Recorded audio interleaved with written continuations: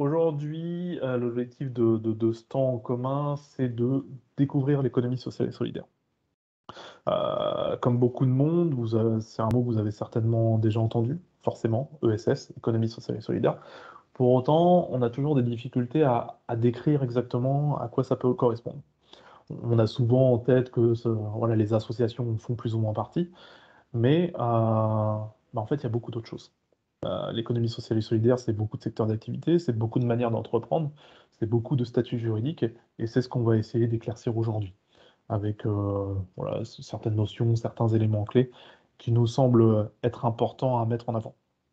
Alors, vu que nous, on est BGE Picardie, notre cœur de métier, ça reste l'accompagnement à l'entrepreneuriat, l'économie sociale et solidaire sera vue plus ou moins selon cet angle, l'angle de l'entrepreneuriat. Ça reste notre cœur de métier, et moi, avec mes collègues, au final, notre cœur de métier, ça reste quand même d'accompagner les gens vers la création d'entreprises. Donc ce sera toujours plus ou moins en lien. Aujourd'hui, le webinaire qu'on fait, il est avec une volonté participative forte. C'est-à-dire que vous pouvez intervenir à tout moment, ça ne me pose aucun problème, d'autant plus là en petit comité. Et voilà, s'il y a besoin d'éclaircir certains éléments, dans la mesure du possible, j'essaierai. Je ne dis pas que j'y arriverai, mais au moins j'essaierai. Et si j'arrive pas à avoir l'information, bah, je la chercherai de mon côté et j'essaierai de vous la communiquer le plus rapidement possible. Voilà. Alors, en termes de déroulé, initialement, c'était prévu jusque 4 heures, mais vu qu'on n'est pas beaucoup, on va certainement finir bien plus tôt. Ça va se dérouler en 3 parties principales. Un petit tour de table, donc là, qui va aller très très vite, forcément, où je vais vous demander de vous présenter tout un chacun, de parler de votre projet, de votre territoire, pour qu'on puisse un peu faire connaissance. Dans un deuxième temps, on va faire un petit jeu, par l'intermédiaire d'un Kahoot. Donc, c'est un quiz en ligne, je vous expliquerai à ce moment-là, où vous aurez une quinzaine de questions en rapport avec le thème de l'économie sociale et solidaire. Et on essaiera de jouer ensemble, comment dire, de parler des clichés notamment, et puis d'essayer de les mettre de côté. Et dans un dernier temps, il y aura une présentation un peu plus classique, où je vous parlerai de BGE Picardie, parce que c'est important, mais voilà, où je vous parlerai également de l'économie sociale et solidaire de manière générale. Cette présentation, sous format PowerPoint, je vous l'enverrai à la fin du temps. Comme ça, si vous avez besoin de certains éléments, vous pouvez les retrouver directement. Voilà. Donc, une petite présentation rapide. Moi, je me présente aussi parce que je ne l'ai pas fait. Donc, moi, Célestin Boédard. Mon prénom, c'est Célestin. Je suis chargé de mission en accompagnement à l'entrepreneuriat en économie sociale et solidaire. Un titre à rallonge, mais malheureusement, je ne peux pas le raccourcir. C'est-à-dire que mon métier, comme celui de mes collègues, c'est de vous accompagner vers la création d'associations, de coopératives et d'autres structures juridiques qui sont en lien avec l'économie sociale et solidaire. Donc moi, je suis dans le département de la Somme. Je suis basé à Abbeville, pour ceux qui connaissent, mais mon territoire d'intervention va sur quand même l'entièreté du département. J'ai 2 autres collègues dans l'Aisne et dans l'Oise. Donc l'Oise, j'ai Hélène Rouzet, qui est responsable du département de l'Oise, qui est également responsable du pôle de l'économie sociale et solidaire chez BGE Picardie. Et enfin, j'ai Marie-Laure Carlu, qui, elle, vient du département de l'Aisne. Tous les 3, au final, on fait le même métier. On fait de l'accompagnement à la création d'entreprises d'économie sociale et solidaire. Par rapport à ce que je viens de dire, est-ce qu'éventuellement, il y a des questions? Non. Sachant qu'on va éclaircir d'autres choses par la suite. Ok. Donc là, ce que je vais vous demander, c'est de me faire une petite présentation, vous aussi de votre côté. Comme ça nous permettra de mettre un nom, un prénom, et puis de voir un petit peu qui vous êtes. Donc, qu'est-ce que je me suis écrit? Mettre en avant nom, prénom, votre projet ou éventuellement l'entreprise à laquelle vous appartenez, et également tout ce qui est en lien avec vos attentes en ce qui concerne ce webinaire. Comme ça, j'essaierai d'y répondre un maximum. Et enfin, mettre en avant votre territoire. Et sachant qu'en plus, Joseph vient du Pas-de-Calais, donc il est un peu de Picardie. Donc ça va encore plus compliqué. Alors, bon, je vais faire par ordre alphabétique. Andrea, je vais vous laisser commencer, et puis après, ce sera vous. Ouais. Alors, moi, c'est Andrea. Je suis de l'Oise, pas très loin de Chantilly. J'ai un projet de tiers-lieu culturel axé sur la sensibilisation au développement durable. Alors, je ne sais pas encore ce que ça impliquera, mais j'aimerais bien qu'il y ait une petite ressourcerie, idéalement, un café-cantine et surtout des ateliers créatifs autour du développement durable, enfin voilà quoi. Euh, et puis bah, peut-être d'autres choses, mais ça va beaucoup dépendre du lieu. Voilà, moi j'ai des attentes par rapport à ça, aux démarches qu'il faut entreprendre justement pour, euh, pour trouver un Tout mettre en lieu. place. Ouais, voilà, pour se faire entendre un peu, parce que j'ai l'impression que c'est un peu compliqué de communiquer avec les collectivités notamment. Voilà, je suis en attente de retour de la part des collectivités et puis voilà, enfin, je me dis qu'il y aura toujours des choses bonnes à apprendre, donc voilà, mais voilà. Ce que je vous propose, Andrea, c'est que là, en gros, on déroule Oui, oui, oui. ce qu'on a à faire. Par contre, à la fin, Ouais, si vous voulez, on peut évoquer la dynamique tiers-lieu. ouais, Ça, ok, je peux éventuellement répondre à certaines de vos questions. Ça super. pourrait vous être utile. Mhm. Et du coup, Joseph, hein, la deuxième personne, je vous laisse vous présenter. Oui, donc moi, Joseph Aymar, donc je suis retraité et je suis coprésident de l'association régionale des Cigales Hauts-de-France. C'est à ce titre-là que je voulais participer à ce webinaire parce que il n'y a aucun club cigale en Picardie, et ce qui est aberrant d'ailleurs. Et notre objectif, c'est de développer des clubs cigales en Picardie. J'en ai entendu parler il n'y a pas longtemps des clubs cigales, mais je ne sais pas exactement. Dans un de nos webinaires, ouais. Ouais, On évoquait la création d'un des clubs cigales alors à c'est Soissons quoi? ou à Saint-Quentin. C'est quoi un club cigale, pardon? Alors Je moi, vais je laisser suis Joseph expliquer. également gérant d'un club cigale sur Arras. Donc un club Ah, cigale est depuis une douzaine d'années. Donc, mais c'est peut-être, enfin, je vais attendre peut-être l'autorisation de Célestin Si, pour si, expliquer ce allez-y. que Non, c'est non, qu'un avec club. plaisir. Il y a aucun problème. Moi, de Bon, toute façon, ce que j'allais préciser, c'est que, en fait, on a rencontré Regina l'an dernier. voilà, Alors, je voilà. crois qu'elle est partie depuis, Oui, si oui, je peux comprendre. on vient de la remplacer. Elle devait arriver aujourd'hui et elle est positive. Merde. Donc on l'embauchera dans 8 jours maintenant. Ok. Donc, non, non, pour nous, il n'y a aucun souci. Allez-y, vous pouvez en parler tout de suite. Bon, donc, bah, je vais parler de mon club, comme ça, ce sera ouais, un exemple très simple. Donc, moi, je suis gérant d'un club qui s'appelle aujourd'hui Solartois 2. C'est un club qu'on a renouvelé. Un club, ça dure 5 ans. Donc, au bout de 5 ans, si on veut continuer, bon, on en recrée un nouveau. Donc, le premier club que j'ai géré, il s'appelait Solartois. Donc, on avait acquis une petite notoriété sur Arras. Donc, on a dit, on va garder le nom et on a mis le numéro 2. On est 19 membres. On n'a pas le droit de dépasser 20 dans un club d'investissement. Et ces 19 cigaliers dont on appelle versent chaque mois par un virement une somme, celle qu'elles choisissent. On a demandé un minimum de 10 euros par mois et, dans notre club, hein, et ce qui constitue un fonds d'investissement collectif. Et nous, dans notre cigale, on collecte autour de 4 000 euros, plus ou moins, suivant les années. On a une trésorière qui gère ça avec les. Moi, je ne sais pas ce qui se passe personne par personne. C'est la trésorière qui, en confidentialité, gère les versements des personnes. Ben, quand on est en difficulté, on n'est pas obligé de contribuer. Quand on a des moyens ou quelquefois on demande un effort particulier sur un projet, il y a des personnes qui peuvent verser plus, qui versent plus. Et donc, ce fonds commun d'investissement nous permet soit de rentrer dans le capital de l'entreprise, soit de faire des prêts, genre prêt d'honneur, quoi, à des associations.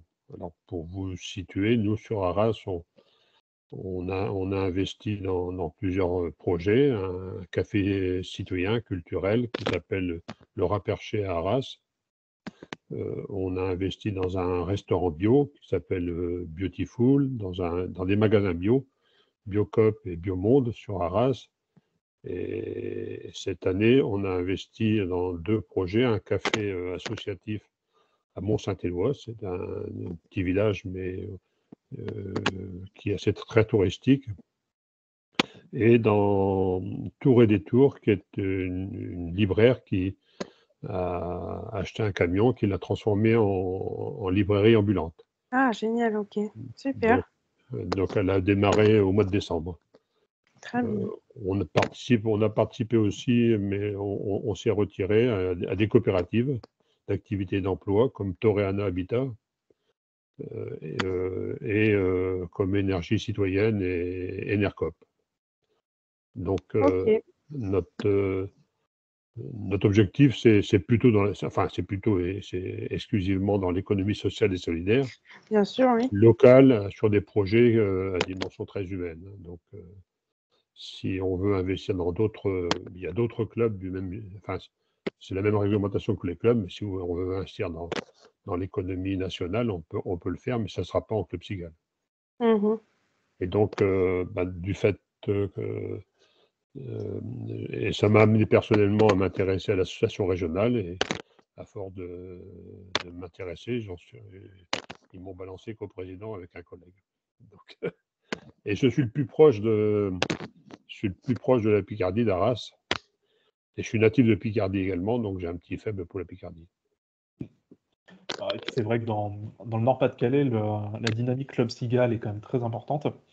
Je sais pas, il y a peut-être une quinzaine de clubs maintenant, peut-être même plus, On est peut-être pas même moins. loin de 22, 23 en ce moment. Ouais, c'est ça, c'est ce qui me Il y Ah en a semblait. oui, 10, une dizaine sur l'île, donc ils peuvent faire des projets plus conséquents.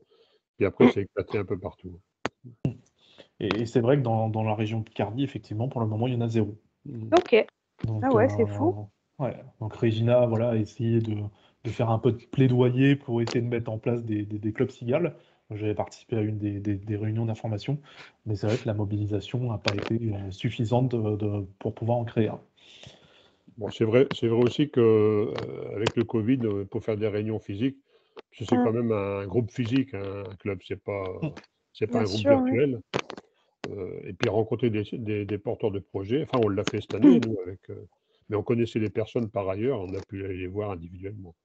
Mais constituer des groupes humains, j'allais dire, tout simplement, en visio, c'est pas suffisant. La visio, c'est pour entretenir une relation plus que pour créer une relation. Mm. Bien Ouais. sûr. Merci beaucoup, Joseph. Donc, pendant que vous étiez en train de parler, il y a deux nouvelles personnes qui sont arrivées. La crise cardiaque s'éloigne de moi un peu plus au fur et à mesure, même Mm. s'il manque quand même beaucoup de monde. Bon, visiblement, il y a quelqu'un qui part déjà, donc Ah bien. c'est pas très rassurant. C'est pas grave. Donc, nous avons Julien Delgove qui nous a rejoint. Julien, j'avais bien vu votre mail, hein, mais j'allais vous répondre, mais vous êtes arrivé au même moment. Eh Euh, ben, super. Eh ben, bonjour à tous. Bonjour. Donc là, en fait, on était sur un tour de table des personnes qui sont présentes aujourd'hui. Donc on devait avoir une dizaine de personnes présentes et au final, bah, c'est un peu compliqué. On n'est pas habitué à ce genre de choses, mais c'est pas grave, on va quand même assurer la présentation avec souris. Donc ce que je vais vous demander, Julien, c'est de faire une petite présentation de votre côté, pour histoire que les autres participants comprennent qui vous êtes, sur quel territoire vous êtes, quelle activité, et pourquoi vous venez ici, quelles sont éventuellement vos attentes. Ok. Juste peut-être pour petite information, moi le mail est arrivé avec le lien pour la visio dans mes spams. Est-ce qu'il peut peut-être expliquer pourquoi il manque du monde?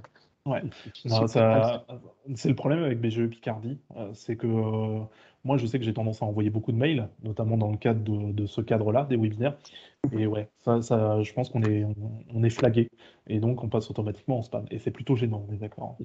Ouais. Ouais, bah, c'est pour ça que je n'avais pas le lien ou les quelques minutes de retard. Donc peut-être pour présenter, moi je représente une société, la société Enerbioflex, où donc on accompagne les agriculteurs qui veulent réduire leur facture d'énergie ou produire de l'énergie renouvelable. On est basé en tout cas, le siège social est basé à Boves, à côté d'Amiens. Moi, je suis responsable de l'agence Grand Est à côté de Nancy et on rouvre 2 nouvelles agences cette année. Une à Dijon et une à Bayonne pour accompagner les agriculteurs dans les valeurs qu'ils portent, c'est notamment les valeurs de proximité. Et donc, on essaye de progressivement cadrer le territoire. Et donc, pourquoi l'interrogation sur le SS?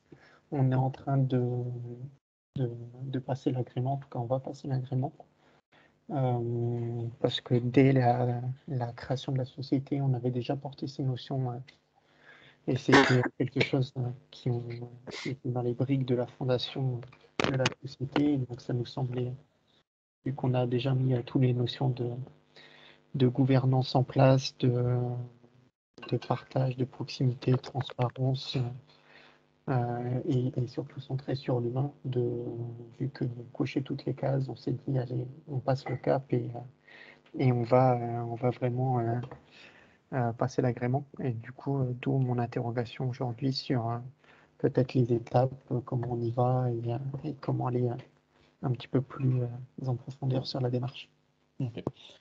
Donc juste une petite précision pour les autres personnes qui sont présentes. L'agrément dont Julien parle, c'est l'agrément ESUS, entreprise solidaire d'utilité sociale, qui permet à des associations, des coopératives ou des sociétés commerciales d'obtenir en gros cet agrément qui est principalement un macaron, mais qui permet aussi notamment de mobiliser de l'épargne solidaire c'est intéressant en tant que macaron, je trouve. Donc on pourra en parler à la fin. Alors très clairement, Julien, je ne suis pas spécialiste. Mais je vais essayer de répondre à vos questions. Là-dessus, il n'y a pas de souci. Moi, je sais pourquoi vous êtes là. Et on a un intermédiaire qui est une de mes collègues, Pauline Cabaret, à la BGE Picardie. Et moi, ce que j'avais proposé à Pauline, c'est que je puisse venir à Beauvais directement. Comme ça, on pourra en parler plus tranquillement. Ouais, super. Ok, donc ce que je vous propose, c'est qu'on passe à la deuxième étape. Donc la deuxième étape, c'était plus une espèce de petit quiz sur l'économie sociale et solidaire, histoire d'essayer de faire les choses de manière un peu plus ludique, que ce soit ludique et dynamique. Et donc, dans un dernier temps, on partira sur une présentation un peu plus classique, avec à la fin une séance un temps dédié aux questions-réponses. Là, du coup, vous pourrez voilà, vous exprimer à loisir. Donc, l'objectif, ce serait de finir aux environs de 4 heures. Donc, si vous souhaitez partir un peu avant, ce que je comprends tout à fait, on a tous des activités, voilà, n'hésitez pas à m'interrompre, n'hésitez pas à poser à poser vos questions directement, et puis j'essaierai d'y répondre le mieux possible. Sachant qu'on est en petit comité, c'est d'autant plus facile. Donc là, ce que je vous propose, c'est un Kahoot, comme je vous disais. Donc Kahoot, c'est un quiz en ligne. C'est un peu comme question pour un champion, sauf qu'on peut faire ça sur ordinateur directement et par Internet. Donc en fait, ce que je vais faire, c'est que je vais partager mon écran. Normalement, tout est prêt. Ouais, partager mon écran et vous allez pouvoir rejoindre l'adresse qui va être indiquée, puis je vais vous expliquer un peu comment ça fonctionne. Tac. Si tout va bien, vous voyez mon écran. Tac. On va mettre en plein écran, comme ça ce sera intéressant. Donc moi, ce que je vous demande de votre côté, c'est sur votre navigateur de rejoindre l'adresse qui est ici. www.kahoot.it.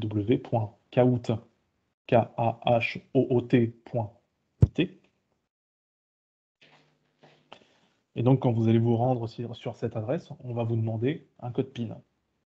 Donc, c'est l'adresse de la salle de jeu. Donc, avec les 7 chiffres qui sont affichés sur l'écran. Une fois que vous aurez fait cela, on va vous demander un nom de joueur. Donc là, voilà, vous mettez ce que vous voulez, ça ne pose pas de problème. Et une fois que tout le monde est présent, on commencera. Merci Julien. Si vous avez des difficultés, n'hésitez pas. Je suis là pour ça.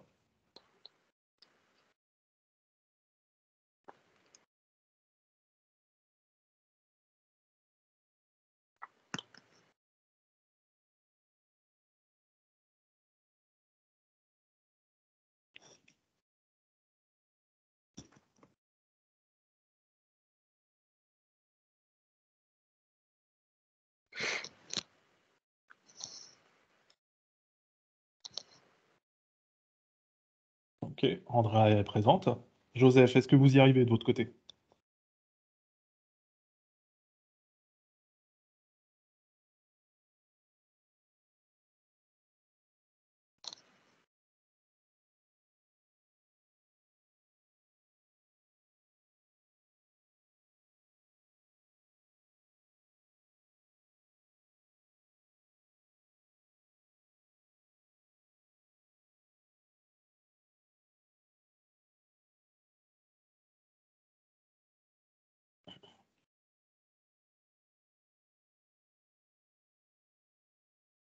Joseph, alors votre micro est éteint par contre. Oui, j'arrive pas à me connecter sur Kahoot. It ou App, je sais pas lequel des deux. .it. Oui, mais, Alors normalement c'est le premier lien. oui, Dans- mais dans vos fiches. je me connecte, mais je vois pas où je peux mettre le code PIN. Je vais vous l'écrire dans le chat directement. C'est 654 83 Ouais, 87, c'est ça, non? c'est ça. Alors, je vais vous faire voir directement. Oula. Normalement, vous devez arriver sur une fenêtre comme celle-ci. Code PIN, c'est ça, oui. Ouais. Je Donc peux là, le mettre vous tout, entrez.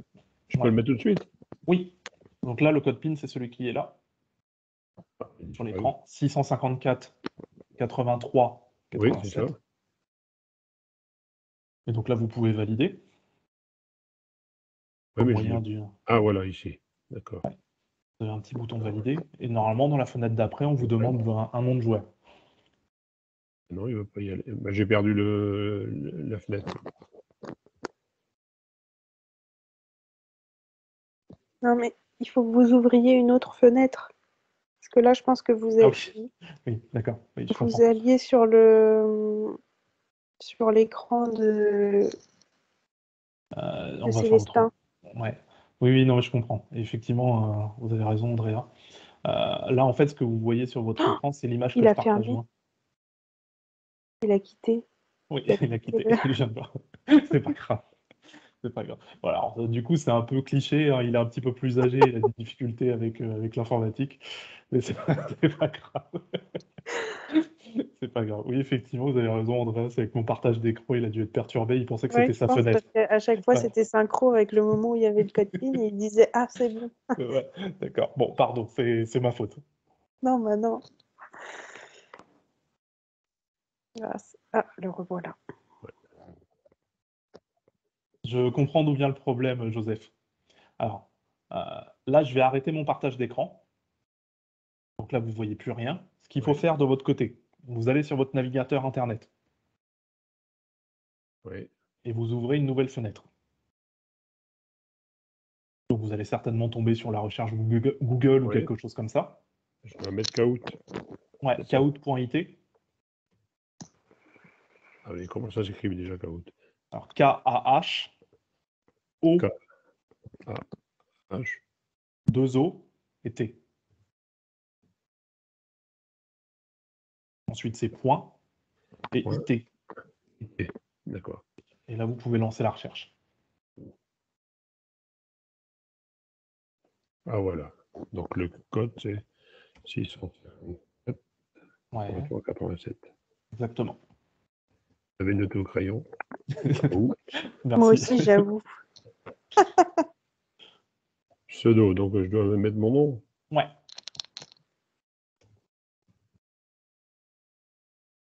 Et c'est parti.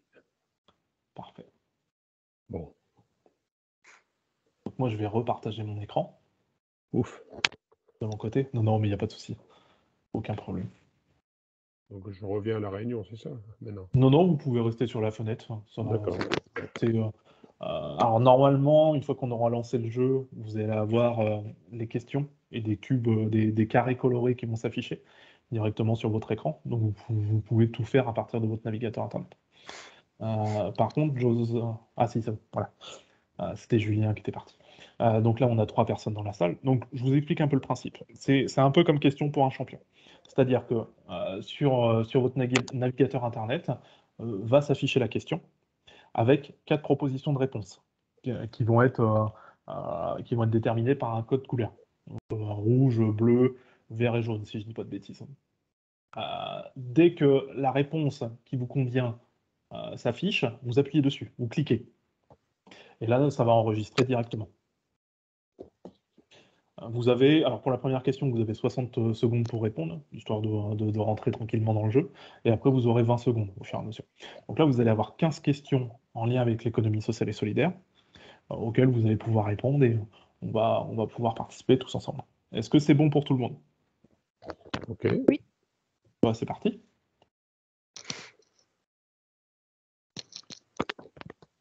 Donc la première question, qui est très simple, 60 secondes, c'est économie sociale et solidaire, qu'est-ce que ça veut dire? Donc vous allez avoir 4 propositions.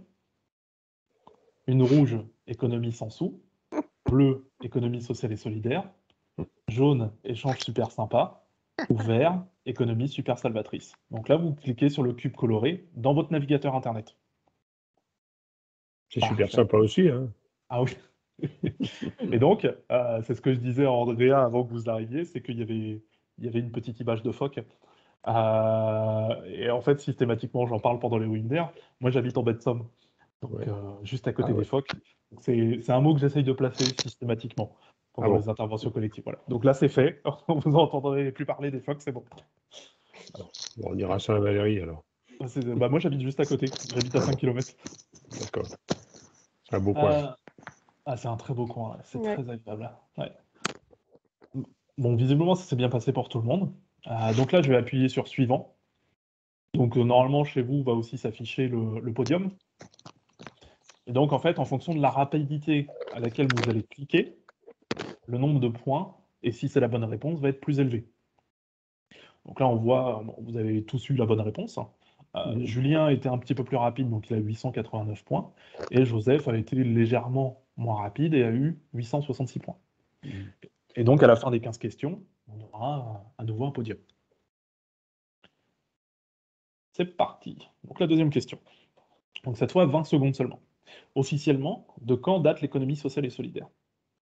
Rouge, babylonien, phénicien, loi avant Jésus-Christ. En bleu, en Angleterre au XIXe siècle. En jaune, en France au XXIe siècle. Ou en vert, en Inde au XXe siècle.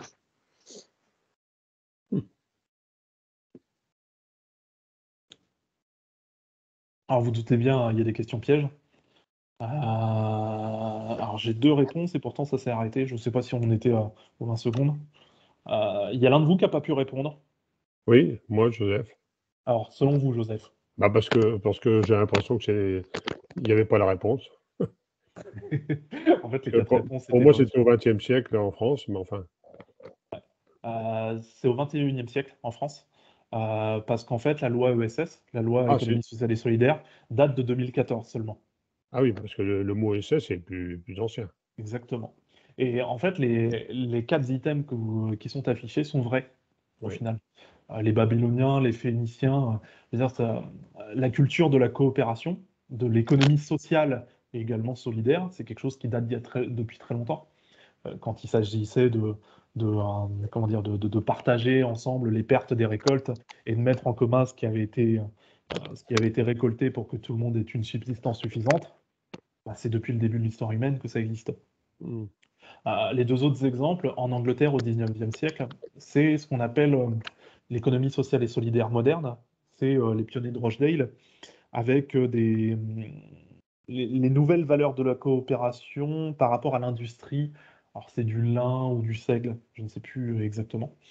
Voilà, si vous êtes un petit peu intéressé aux sociétés coopératives, on met en avant systématiquement 7 valeurs de la coopération, notamment celle où il y a un homme égale une voix.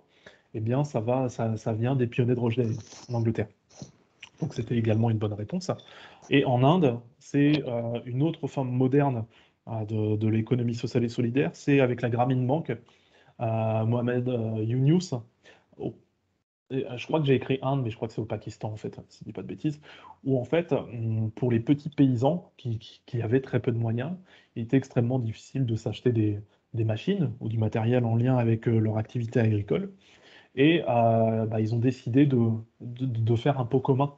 Un peu, de toute façon, c'est exactement le même principe que les clubs cigales, c'est-à-dire qu'on met en commun de l'argent Et la communauté fait qu'on peut permettre à une personne en particulier d'acheter du matériel et de l'argent qui va être remboursé par la suite. Alors, ce n'est pas le cas pour les clubs cigales, mais sur le principe, c'est un peu de la même façon.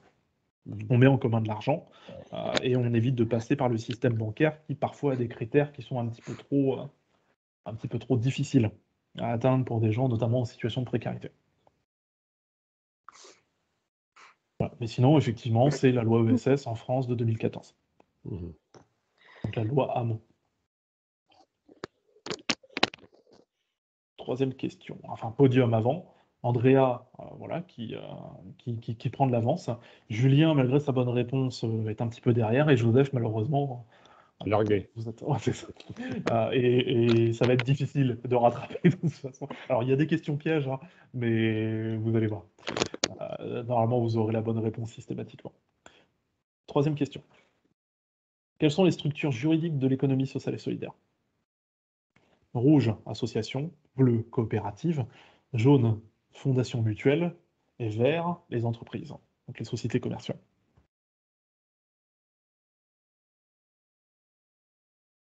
Il n'y avait pas de mauvaise réponse.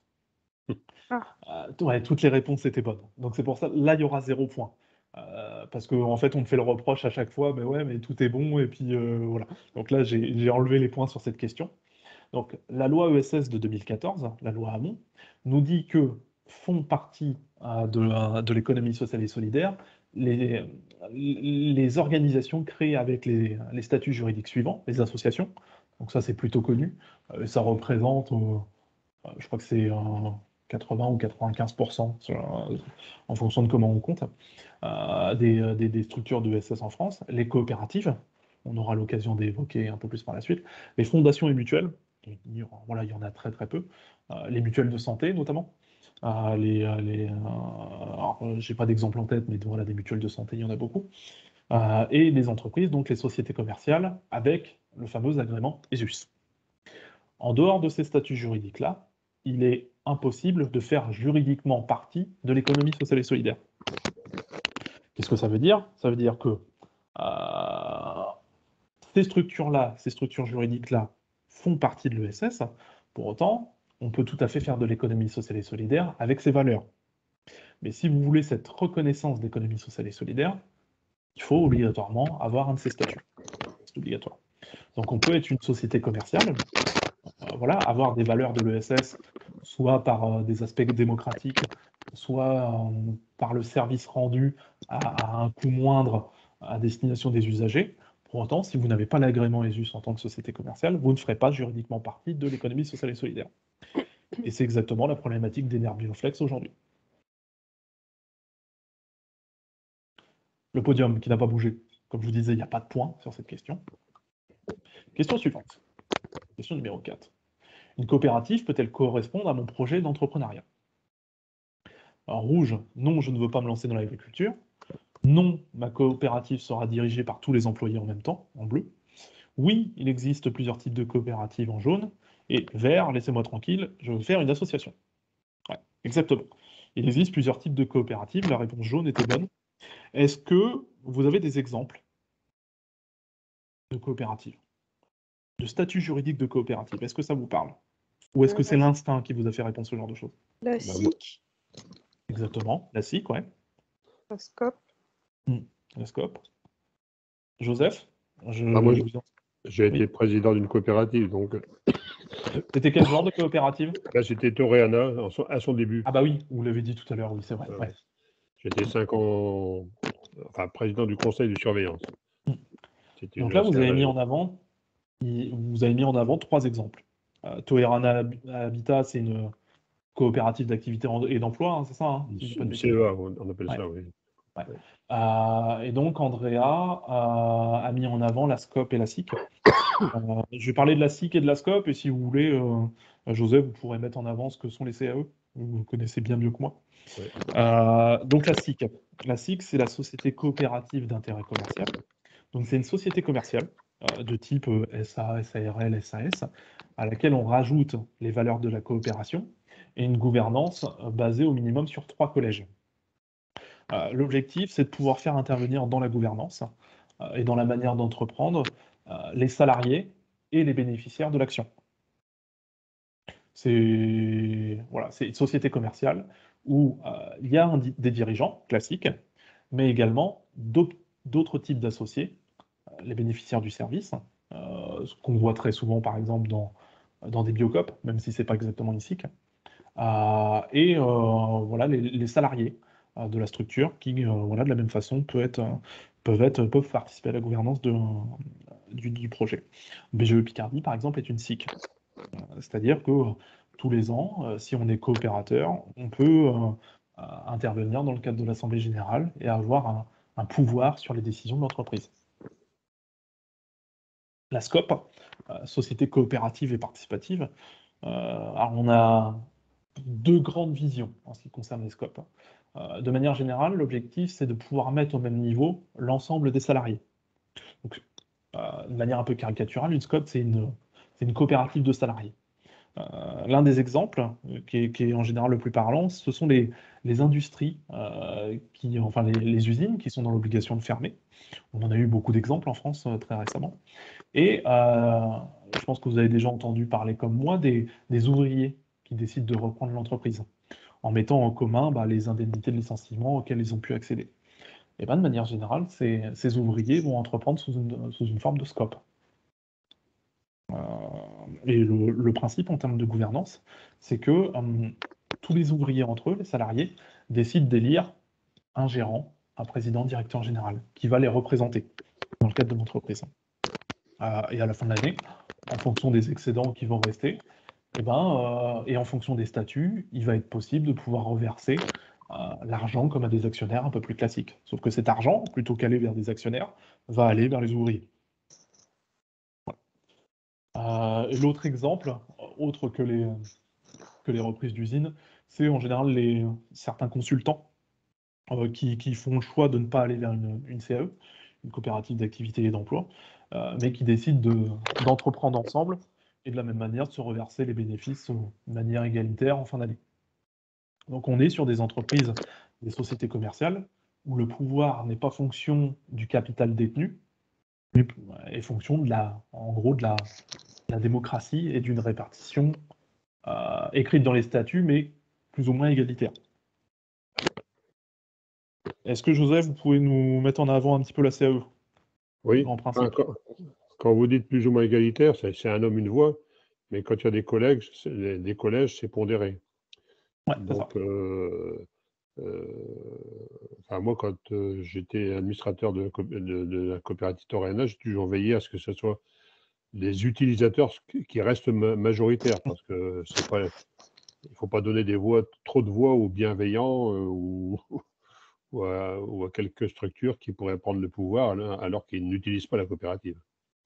Donc, moi, celle que je connais le mieux, c'est Toreana. Donc, c'est une coopérative qui est dans la construction, l'éco-construction. Donc, ça va du maçon jusqu'à l'architecte ou le décorateur, etc. Et la coopérative assure, j'allais dire, la formation, la comptabilité, et, la formation permanente, la comptabilité et l'assurance de chaque entrepreneur qui adhère à cette coopérative. Je crois qu'ils sont à 70 aujourd'hui. Enfin, quand j'ai quitté, j'étais à 35. Ils sont à 70. Ils ont doublé en 3 ans. Alors, l'intérêt pour l'entrepreneur, c'est que sa comptabilité est faite. Il est en permanence confronté à travailler avec d'autres collègues qui peuvent le conseiller ou le complémenter quelquefois sur des chantiers. Et il est assuré à double sens, c'est-à-dire qu'il il bénéficie d'une garantie décennale qui est fournie par la coopérative et qui lui coûte beaucoup moins cher que s'il était un individuel. Et la deuxième chose, c'est qu'il garde le statut de salarié. C'est-à-dire que si un maçon, par exemple, démarre dans l'activité, qu'au bout de quelques années, au bout de quelques mois ou quelques années, il ne fait pas ses affaires, il n'a pas de statut d'indépendant, et donc il peut bénéficier il reprend le statut de chômeur au même titre que n'importe quel salarié actuel. Donc, quand il est dans une coopérative, il y a une partie de son chiffre d'affaires, enfin, chiffre d'affaires de son travail. Hein, il n'y a pas de retenue sur le béton, si je prends l'exemple du maçon, c'est son travail personnel. Il y a une marge qui est gardée par la coopérative pour assurer sa comptabilité, son assurance, etc. Et une toute petite marge qui est pour participer au capital de la coopérative. Donc, et c'est une coopérative qui est ouverte, c'est-à-dire que la personne peut quitter la coopérative quand elle veut. Il y a quand même quelques petites règles, mais c'est pas fermé comme certaines coopératives agricoles où les gens étaient engagés 5 ou 10 ans. Ou même à vie en fonction des contrats. Voilà. Et juste voilà, pour ajouter sur la protection, effectivement, ils peuvent bénéficier du chômage à l'issue de contrats, mais même pendant qu'ils sont salariés, ils ont des droits équivalents à ceux des salariés classiques. Voilà. Et on sait que la protection du dirigeant, de manière générale, est quand même plutôt limitée. Là, ça donne quand même un filet de sécurité supplémentaire. Tout à fait. Alors, notre petit podium. Alors, je vous le disais, hein, il ne va pas tant bouger que ça au final. Hein. Si vous continuez d'avoir bon à toutes les questions comme ça, voilà, ça va très bien se passer. Donc Andrea, avec ses 2500 points. Prochaine question. Qu'est-ce qu'une coopérative? Bon, on a un peu abordé le sujet. Hein. Je crois que j'ai donné trop d'éléments en plus. Hein. Donc en rouge, une société, en bleu, une association. Voilà, vous avez répondu. Ah, quelqu'un a répondu une association. En fait, ça dépend comment on comprend association. C'est pas une association au sens juridique. Ouais. Par contre, c'est une association au sens regroupement humain. Mais comme je disais tout à l'heure, une coopérative, à la base, c'est une société commerciale. Voilà. Donc Toerana Habitat a un statut de société anonyme, de société à responsabilité limitée ou de SAS. Voilà. Ça reste une société commerciale. Donc avec la grosse différence, c'est qu'il faut mettre du capital dans la société. Alors qu'en association, on peut faire peut-être des avances en trésorerie, mais dans une coopérative, c'est une forme capitalistique, entre guillemets. C'est ça. Oui, l'un des buts premiers, de toute façon, c'est le même que pour une société commerciale. Théoriquement, c'est la répartition des excédents en fonction des associés. Voilà. Alors, dans une coopérative, cette forme-là est limitée. On ne distribue pas les excédents comme on a envie, mais il y a une règle qui est instituée qui dit que les excédents doivent repartir dans l'activité, dans de l'investissement. Ça dépend des coopératives. Par exemple, Oui, c'est ça, ça dépend des statuts. Il y a beaucoup à Toréana, chacun gère sa marge. Donc, si à la fin d'année, ils ont fait une belle marge, elle n'est pas captée par la coopérative. C'est l'entrepreneur qui garde son bénéfice si c'est versé moins de salaire que prévu, etc. C'est pour ça que là, les statuts sont extrêmement importants. Voilà. Quand on parlait des SIC tout à l'heure, alors, je ne sais plus exactement, mais je crois qu'il est impossible de reverser les excédents. Ou de manière très limitée. Voilà. Tout doit passer théoriquement dans la réserve légale. Il y a au moins 57,5% qui vont en réserve légale. Enfin, réserve coopérative et réserve légale. Oui, c'est dans les statuts, ça. Ouais, c'est dans les statuts. Alors que pour une SCOP, on peut aller sur un versement à destination des salariés qui est un peu plus important. La CAE, oui, c'est encore une autre situation. Tac. Alors, du coup, Andrea, avec une mauvaise réponse, forcément, vous passez deuxième. Donc, moi qui disais qu'il n'y allait pas y avoir de changement, au final, il y en a quand même. Mais j'ai pas de doute sur le fait que vous puissiez vous rattraper. 6e question. Laquelle de ces activités fait partie de l'ESS? Rouge, vente de t-shirts made in France. Bleu, entreprise de service à la personne. Jaune, une épicerie de quartier. Ou vert, un collectif local de fournisseurs d'énergie renouvelable. Voilà. Donc là, il n'y a pas de mauvaise réponse. Selon vous, pourquoi? Est-ce que vous savez pourquoi il n'y a pas de mauvaise réponse? Toutes les activités peuvent être reprises dans le cadre de l'ESS. Ouais, c'est ça. Ce qui est important, c'est le statut juridique. Donc, ce que je ne vous ai pas précisé, c'est qu'en économie sociale et solidaire, on peut entreprendre dans n'importe quel secteur d'activité. et vous verrez hein, dans la présentation que je ferai plus tard, vous aurez des exemples qui sont un petit peu plus concrets. Mais l'activité, sur le principe, ne dit pas que vous faites partie de l'économie sociale et solidaire. Et c'est pour ça que, alors je sais que c'est pas le cas de tout le monde ici, mais il faut s'enlever de la tête que économie sociale et solidaire égale association. Et donc, des activités plus ou moins fléchées, où de manière générale, on va avoir tendance à s'occuper des gens. Non, on peut faire de tout, sans que ça pose de difficultés. Et voilà, j'ai un exemple qui est parlant. Par exemple, c'est celui de Lita.co, alors une société commerciale agréée ESUS, qui, elle, fait de la levée de fonds à destination de structures de l'économie sociale et solidaire. Mais ils font partie de l'ESS, alors qu'ils font la levée de fonds. C'est le cas d'une cigale également. C'est ça. Si vous voulez intervenir, n'hésitez pas. Hein.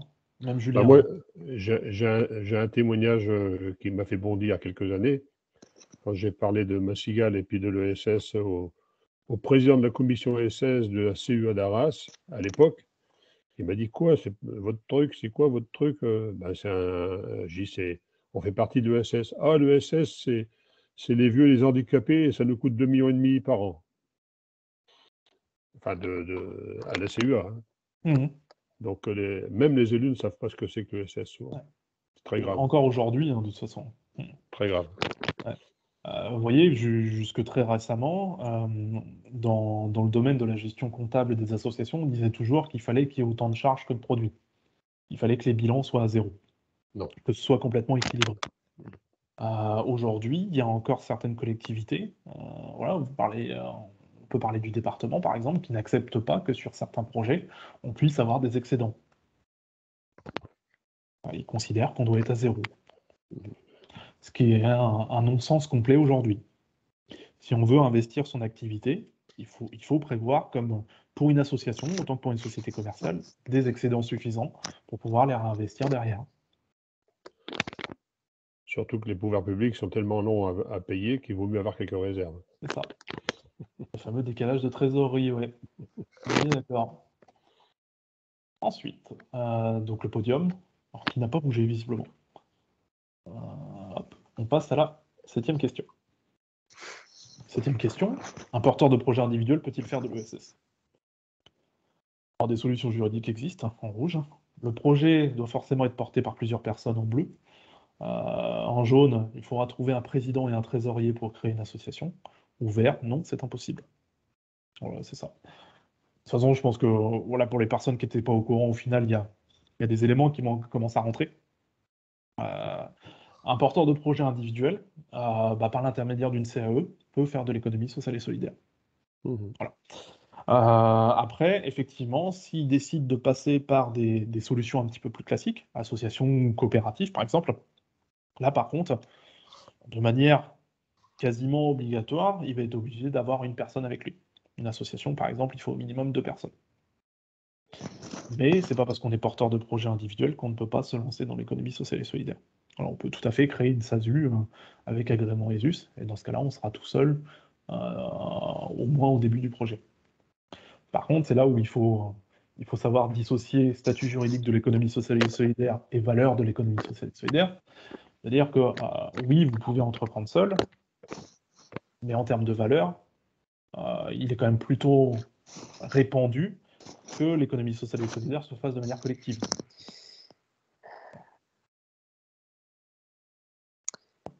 J'ai une question par rapport à ça. Donc on pourrait démarrer seul, par exemple pour un... Enfin, moi, on va parler de votre projet directement, voilà, du tiers-lieu, il n'y a pas de souci. Ouais, en fait, pour l'instant, je suis seule, même si je fais partie de plusieurs associations qui sont intéressées par le projet. Est-ce qu'on peut démarrer une SCOP ou une SIC en étant...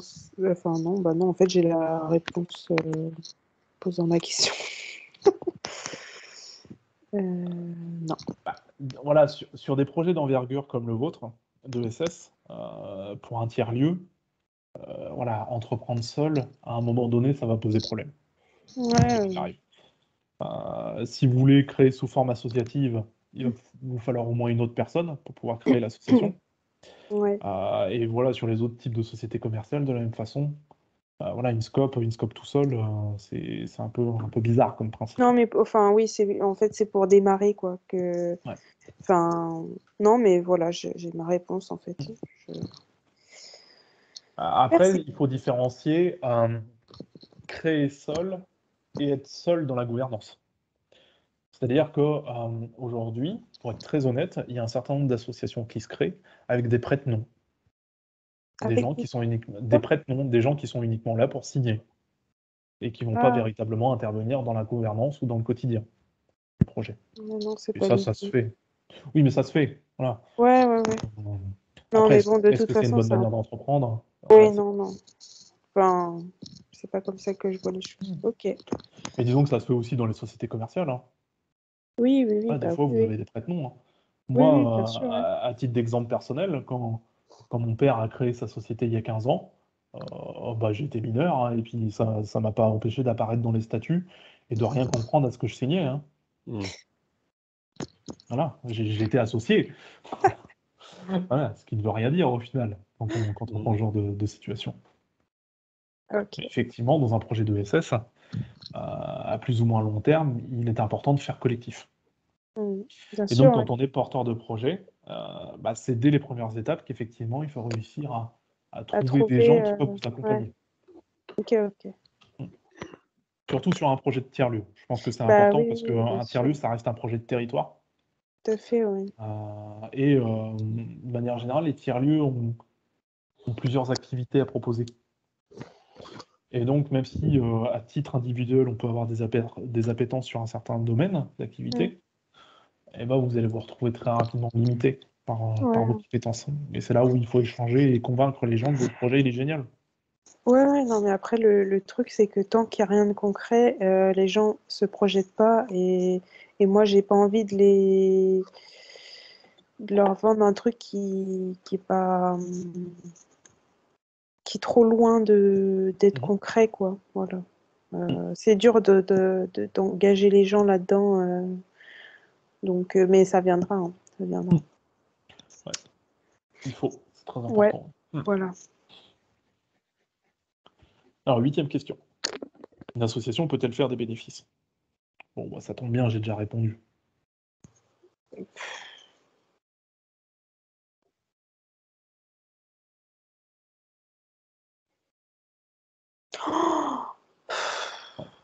On était sûr.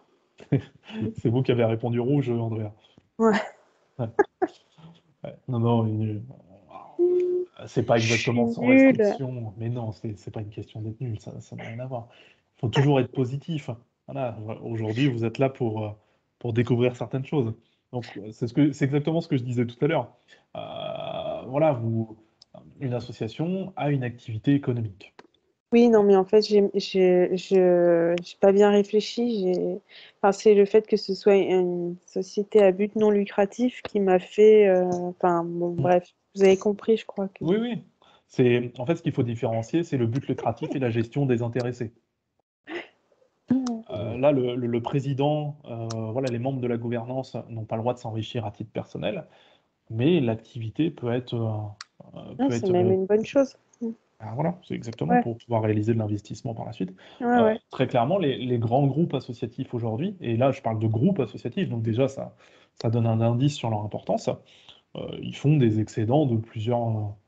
Là, j'ai vu un compte de résultat il n'y a pas longtemps, on était sur un excédent de plusieurs millions d'euros, hein.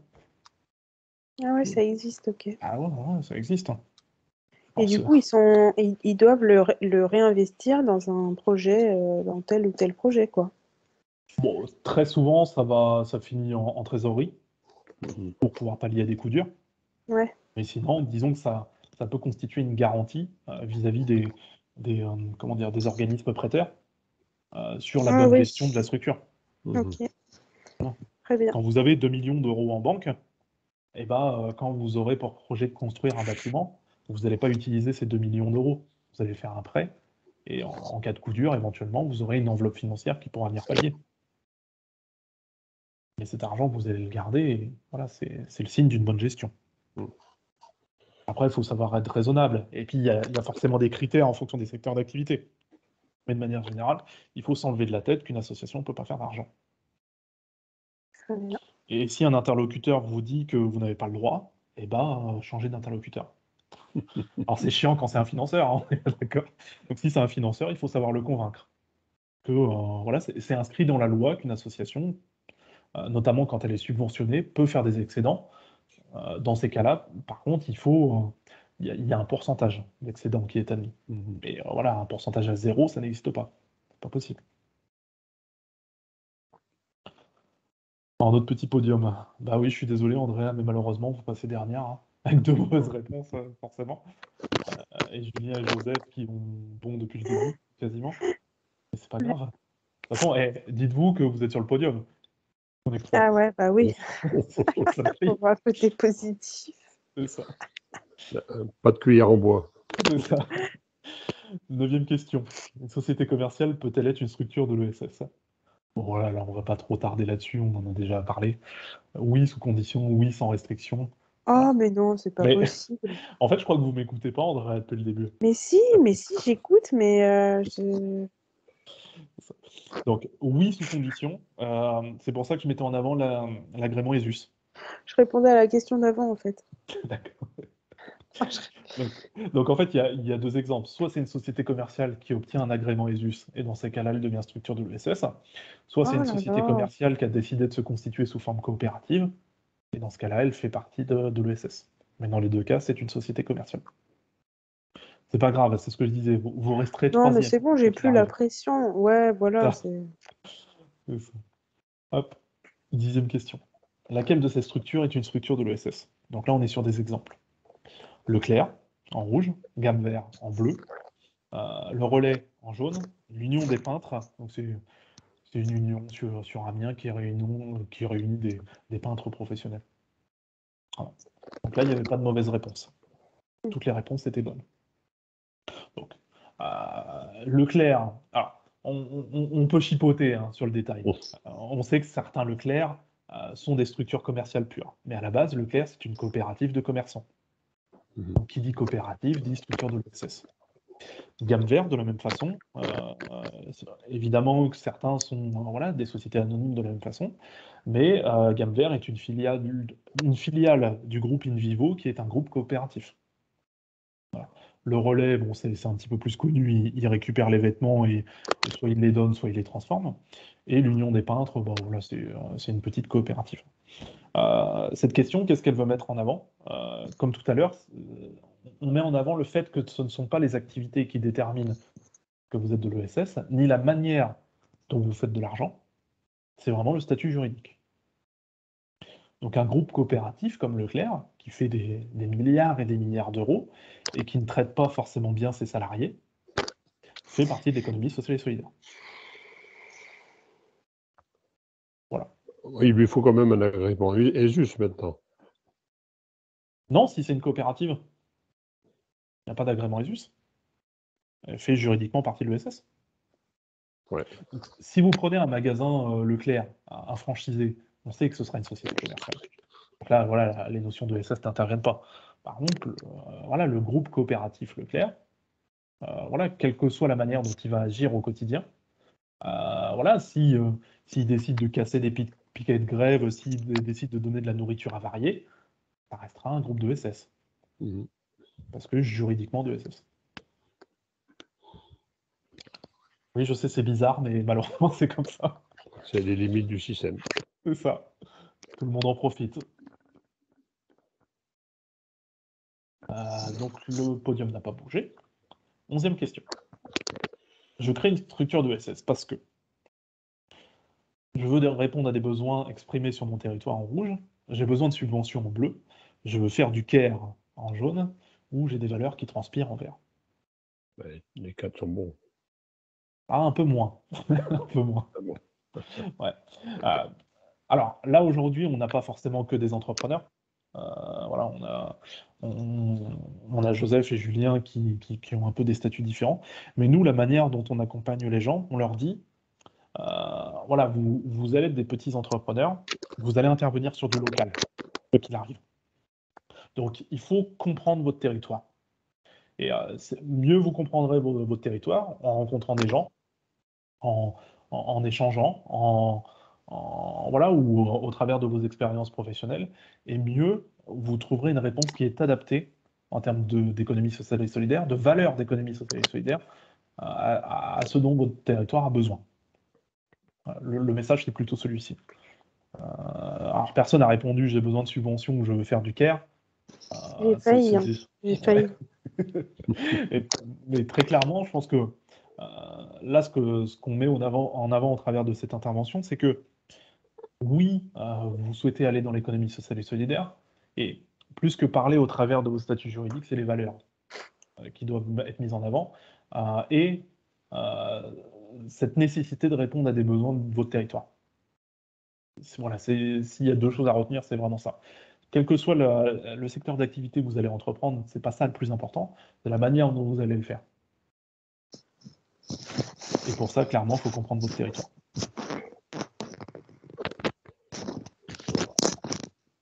Ah, Joseph passe premier. Je pense que Joseph, vous devez répondre très rapidement. Comme quoi, tout est possible. Ben voilà. Enfin, pas pour moi, mais... Faut jamais désespérer.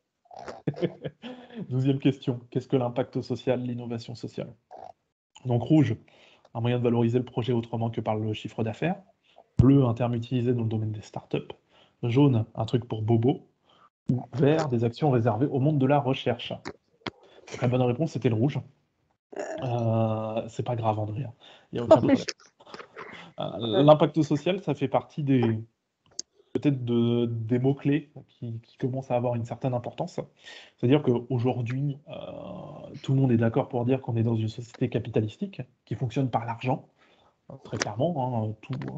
Même pour une activité associative, c'est toujours l'argent qu'on va mettre en avant. L'impact social, justement, c'est un moyen de valoriser autrement le projet. C'est-à-dire que vous avez des indicateurs financiers ou non financiers, extra-financiers, et dans votre projet, vu que vous faites un petit peu moins d'argent potentiellement, c'est le genre de choses qu'il faut mettre en avant. C'est-à-dire l'impact social, c'est typiquement combien de personnes vous avez accompagnées dans l'année. Peut-être mettre en avant certaines situations au niveau qualitatif, c'est-à-dire que vous avez accompagné cette personne, et grâce à vos actions, elle a pu passer le permis, retrouver un emploi autrement. Si vous mettez en avant vos réalisations d'économie sociale et solidaire uniquement par le prisme de l'argent, vous allez perdre, quoi qu'il arrive. Et c'est pour ça notamment que des très grands groupes dans le médico-social prennent une part de plus en plus importante. Là, il y a le livre sur Orpea qui est sorti. Oui, c'est scandaleux, mais en fait, s'ils prennent des parts de marché, c'est qu'il y a de très grands soutiens financiers derrière. Et ce qui est mis en avant, c'est uniquement le bilan financier. Au final, voilà, le livre sur Orpea ne fait que révéler que ce qui était connu depuis très longtemps. Oui, on est sur des établissements haut de gamme, mais haut de gamme parce qu'ils sont plus chers, pas parce qu'ils apportent un meilleur service. Et au final, ces grands groupes rognent sur les ressources humaines, rognent au maximum sur les marges. Les repas sont de mauvaise qualité, bien qu'ils soient très chers. Donc ça, c'est une réalité. Donc vous, en tant que porteur de projet ou entreprise ESS, il faut montrer comment vous faites autrement et en quoi, pour tout un chacun, c'est meilleur. C'est ce que je dis à mes porteurs de projet qu'on accompagne. Je dis, le jour où vous irez voir votre banquier, ne dites pas que la cigale a mis 3 000 €. Il faut dire qu'il y a 19 personnes qui croient en votre projet et qui ont mis du capital, au total 3 000 €. Exactement. Donc, c'est tout à fait ça. La personne est prioritaire par rapport au montant financier. Exactement. Il ne faut pas rougir d'avoir des chiffres d'affaires qui sont moins importants. Parce que derrière, les actions que vous mettez en place ont forcément un impact sur le chiffre d'affaires. Et la pérennité de l'entreprise, parce que si on s'occupe bien des personnes, on retrouve les clients ou les usagers. Oui, et puis de la même façon, les financeurs ou les structures privées qui vous soutiennent bah, continueront de vous soutenir. Tout à fait. Et quand vous serez potentiellement dans un marasme financier, bah, ils seront peut-être potentiellement capables de mettre la main à la poche. Mhm. Voilà, donc le podium n'a pas bougé, même si on a allez, 80 points d'écart entre Joseph et Julien. Alors, 13e question. Qu'est-ce que l'hybridation des ressources? C'est un autre mot-clé, c'est important. Un outil facilitant l'octroi de subventions en rouge. Ce n'est utilisé que dans le domaine de la levée de fonds en bleu. Un moyen de pérenniser le projet en jaune. Ou en vert, c'est uniquement lié au domaine de l'agriculture. Voilà. Donc le jaune, c'était la bonne réponse. Pour en parler très rapidement, l'hybridation des ressources, c'est dans les entrées d'argent de vos structures, c'est multiplier les sources de financement.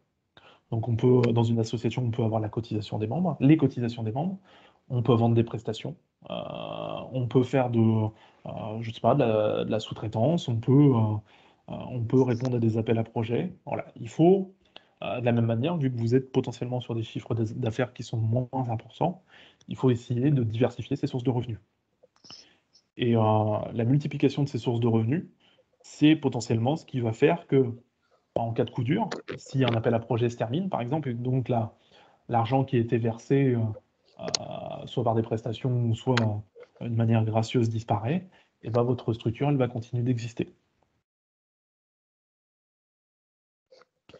Mais la diversification des ressources, c'est pas spécifique à l'ESS. Hein. Alors, on parlait d'Orpea tout à l'heure. Si on parle de la finance, eh bien, les mathématiciens ont su nous montrer que plus un portefeuille d'action est diversifié, et plus il va être pérenne. On peut mettre tous ses œufs dans le même panier. C'est ça. Et moi, dans le cadre de ma reconversion professionnelle, j'avais des cours de finance. On me disait notamment que quelqu'un qui va investir dans le nucléaire, eh ben, il va investir dans les industries qui vont totalement à l'encontre du nucléaire.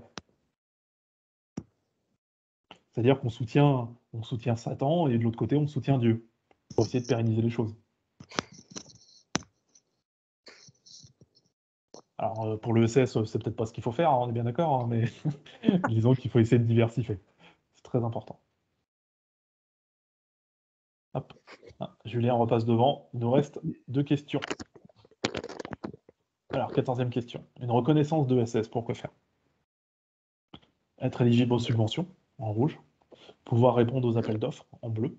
Pour la légitimité, en jaune. En vert, rejoindre une communauté de valeurs. Beaucoup de réponses qui pourraient être vraies là-dessus. Hein. Bah ouais, c'est ça. Hein. Ouais. Il n'y a que des questions pièges en fait. Ah bah, c'est le principal.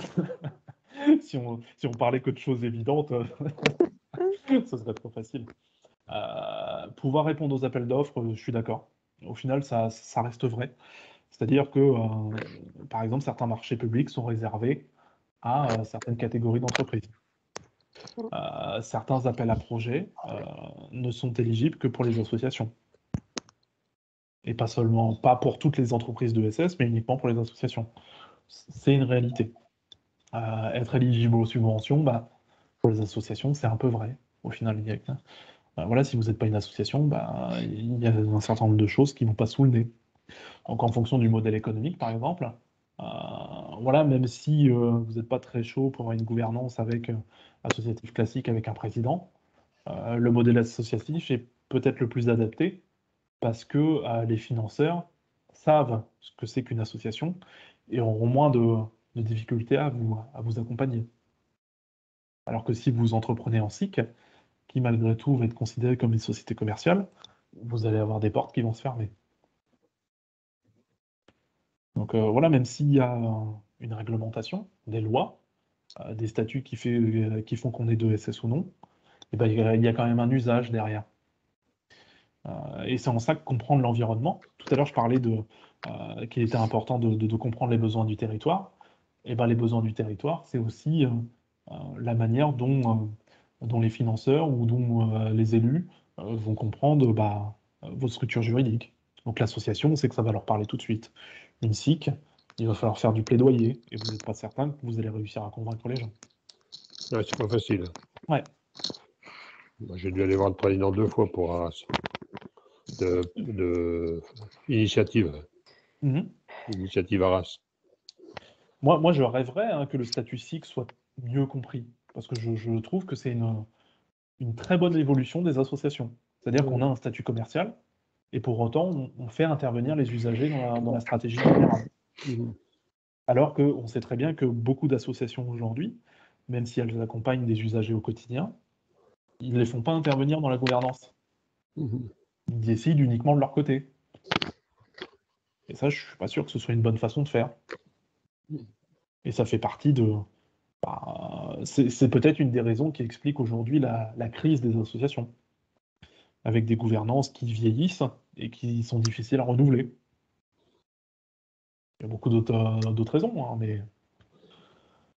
mais pour autant, le modèle associatif aujourd'hui est reconnu. Bon, en même temps, voilà, c'est 1901, hein, donc ça fait plus de 100 ans aujourd'hui, c'est compréhensible. Hein.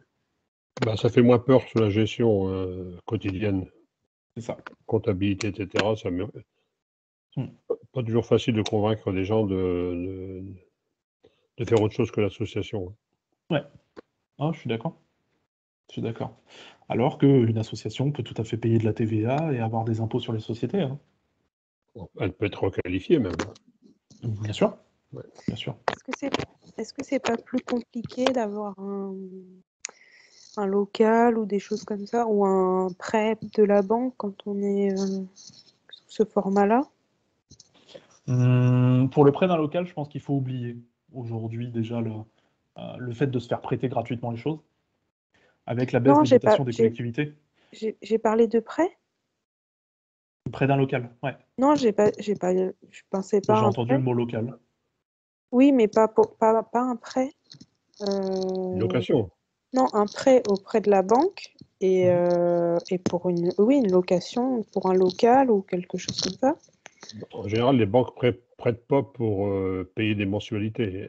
Non, bien sûr, Faire des non, mais investissements. oui, voilà, c'est ça pour pour un départ. L'aménagement. Pour l'aménagement ou des choses comme ça. Ouais, voilà. Vous Ah, n'aurez jamais de prêt pour une location. Non, non, bien sûr. Non, mais il- c'est deux choses différentes. Hein. Je parle de deux choses différentes.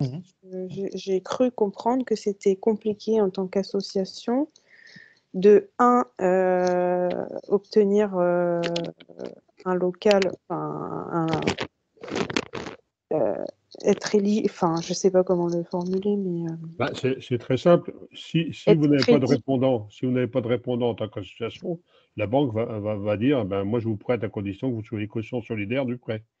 Donc vous Mhm. allez répondre sur vos biens propres. D'accord, Mais ok. ça, c'est vrai aussi quand vous créez une SARL. Si vous créez une Oui, SARL à 2 000 euros de capital, ils vont dire, oui, mais vous me demandez 20 000 euros, quelles sont vos garanties? Donc, C'est ça. bon, il y a des moyens aussi d'avoir des garanties ailleurs que personnelles. Hein. Hmm. Mais il faut savoir répondre, parce que, comme on dit, un banquier ou un assureur, c'est quelqu'un qui vous prête un parapluie quand il fait beau, qui vous le reprend avant qu'il pleuve. Hein. Donc, il leur faut des garanties pas possibles. ouais, ouais, c'est un peu ça. Bah, très clairement, une association en création aujourd'hui, voilà, si vous êtes sur des montants importants en termes d'investissement, il faut avoir un modèle économique derrière. Et donc, il faut le justifier de la même manière qu'une entreprise. Mhm. Mhm. Il y Ok. a, voilà, moi, au quotidien, association ou pas association, j'accompagne les gens sur leur business plan. Et donc, forcément, il arrive un moment donné où on doit travailler sur des bilans, des comptes de résultats provisionnels et de la trésorerie. Mhm. On n'a pas le choix. Et donc, de la Ok. même façon, bah, si la trésorerie, à un moment donné, elle passe dans le négatif, eh ben, on sait très bien que ça ne sert à rien de présenter le projet. Mhm. Voilà. Et donc, alors, c'est là où, effectivement, c'est compliqué hein, pour un tiers-lieu. Un tiers-lieu, on sait que, de manière générale, ça a tendance à demander des demandes d'investissement qui sont importantes. Parce que bien souvent, on est sur des bâtiments qui font au minimum 150 mètres carrés, qu'il va falloir aménager. Et donc, eh ben, forcément, les enveloppes d'aménagement vont être extrêmement importantes. Et la difficulté, justement, c'est que vu qu'on est sur un tiers-lieu et sur des activités qui, en termes de chiffre d'affaires, vont pas être sur des montants extrêmement élevés, parce qu'on est principalement sur du service aux habitants, et ben c'est difficile d'équilibrer un modèle économique de tiers-lieu. Parce que, le principe, un tiers-lieu qui a pour vocation à accueillir tout le monde, vous ne pouvez pas faire payer l'entrée. Ouais. Donc ça, c'est déjà une source de revenus qui ne va pas apparaître. Donc il faut réfléchir à quelle activité va à la fois permettre de ramener beaucoup de monde, et par la même occasion, permettre des rentrées d'argent qui soient suffisantes. Et ça, c'est difficile. Ouais. Mais si vous êtes juste sur un tiers-lieu qui dit ah bah j'ai trouvé la maison, j'en ai pour 200 000 € d'aménagement, mais je sais pas trop ce que je vais faire comme activité derrière, ouais, ça va être compliqué. Très compliqué. Ouais, c'est plus, je sais ce que je veux y faire, mais je connais pas encore le lieu. Bon, c'est peut-être pas plus mal, hein. Ouais, Je pense que c'est mieux de réfléchir comme ça. ouais. Après, il faut Vous, dans votre s'adapter, quoi. Ouais, non, c'est ça. Mais dans votre projet, il y a de la restauration, de toute façon, si je dis pas de bêtises, c'est ça? Bah, après, voilà, ça va dépendre du lieu aussi, quoi. Parce que je veux pas non plus concurrencer le peu de. Enfin, si c'est chez moi, dans mon bled, je veux pas concurrencer les restaurants, ni le salon de thé ou quoi aux caisses. Donc, ça va. Enfin, ça Bah, là, dépendra de plein de choses. clairement, à un moment donné, de toute façon, voilà, vous allez être face à des ordres de grandeur financiers. Ouais. Et on sait que la restauration, en fonction de votre capacité à communiquer et à ramener du monde chez vous, ça peut être intéressant financièrement. Ouais, bah, oui, je sais bien. La ressourcerie, voilà, c'est pareil, ça Ouais, fonctionne bien. Mais le problème ouais, des ressourceries, c'est que vous avez besoin d'espaces de stockage ouais, qui sont extrêmement importants et de ouais, ressources ouais, humaines aussi importantes. ouais, Parce que bon, il complètement. faut bien les porter, les meubles, et puis tout ça, hein, donc Ouais. il y a possibilité, il faut juste équilibrer les choses. Mhm. Mais en tout cas, dans la recherche de bâtiments, bah, voilà, s'il n'y a pas moyen d'avoir des subventions qui soient suffisantes pour aider à l'aménagement, va falloir réfléchir au lieu, ouais, je suis d'accord. Mm. C'est pas facile. Non. Mais comme dans toute aventure entrepreneuriale. Bien sûr, bien sûr. Mhm. Après, on est bien d'accord que lancer une activité en micro-entreprise, forcément que c'est beaucoup plus facile que voilà, sous une forme de société commerciale ou d'association qui nécessite un grand bâtiment. Ça, c'est logique. Mm. Alors, je sais plus. Non, il reste une question. Bon, cette question, elle va vite, hein, la dernière. Il est déjà 15h25 en plus. Donc, globalement, concernant votre projet, aujourd'hui, vous vous sentez comment? Bon, c'est une question qui n'amène pas forcément de réponse, vu qu'il n'y a que Andrea comme porteur de projet. Andrea, comment vous vous sentez alors? Est-ce que ça vous a permis d'éclairer certaines choses? Je me sens nulle. Enfin, mince. C'est pas rassurant. Ah Pas du tout rassurant. non, Non, mais j'ai aucun doute sur le fait que le SS est fait pour moi, hein. Je le sais depuis très longtemps, mais voilà. en Après, fait, faut voir. il faut aujourd'hui en comprendre les tenants et les aboutissants. Ouais, voilà, c'est ça, c'est tout, hein. C'est juste. En gros, vous allez mettre en place des activités qui vont aider les gens. Là-dessus, c'est très louable. Mais il faut avoir conscience que c'est avant tout, enfin avant tout, faut avoir conscience que ça reste une activité économique. Bien sûr, Donc, oui. il Oui, non, faut mais moi, agir je en suis très connaissance de cause. mauvaise. Oui. Je pense pas que vous soyez très mauvaise, c'est juste Non, que mais vous avez pas l'expérience comme beaucoup de monde. Non, mais je voulais dire d'un point de vue commercial, je suis pas une bonne vendeuse, quoi. Suis pas, je sais pas me vendre ni rien, donc Moi, je dirais par rapport à ça que tout se prépare. voilà, c'est ça. Je suis pas Et prête, mais c'est il pas faut un des secret, hein. arguments. Ouais. Enfin Euh, bref, ouais, non, mais j'ai il faut pas l'impression d'être chez déconner, le hein. psy là. Non. Non, mais vous êtes dans une aventure entrepreneuriale. Vous découvrez au fur et à mesure qu'il y a beaucoup de dimensions à gérer. Ouais, c'est ça. Ouais. Ça peut faire peur, mais au final, ça se travaille. Donc, si vous avez à cœur de mettre en place votre projet, bah, il faut travailler les différentes dimensions au fur et à mesure. Hmm. Mais voilà, si tout est argumenté, si tout est bien préparé, bah, le banquier vous suivra quoi qu'il arrive, hein. Ouais. Alors, notre podium. Julien premier, 8200 points, félicitations. Joseph, 6600 points. Un petit écart quand même. Mhm. Et Andrea, troisième. Et félicitations, parce que vous êtes troisième comme vous. Merci. Vous êtes C'est sur le mon chiffre podium. porte-bonheur. Ça tombe bien. C'était fait exprès, en fait, depuis le début. Et vous voyez 80% de réponses correctes. Donc, au final, tout va bien. Et, ok. Faut que j'arrête de lire ce qui est écrit. Voilà. Bon, on va pas perdre trop de temps, on va passer sur la présentation directement. Voilà, on va aller vite pour essayer de finir à 4 heures, comme on disait. Est-ce Donc, que par rapport à ce qu'on vient d'échanger, est-ce qu'il y a des questions? Oui, Joseph, allez-y. on peut raccrocher là pour le. Oui, oui, vous pouvez fermer la fenêtre et revenir à la vidéoconférence. Ok. Cette fois, je vais partager un diapo et vous allez pouvoir regarder.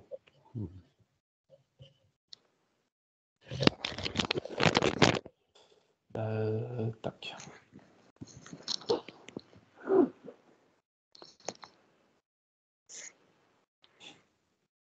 Il est en train de me faire peur, mon diapo, mais ça va aller.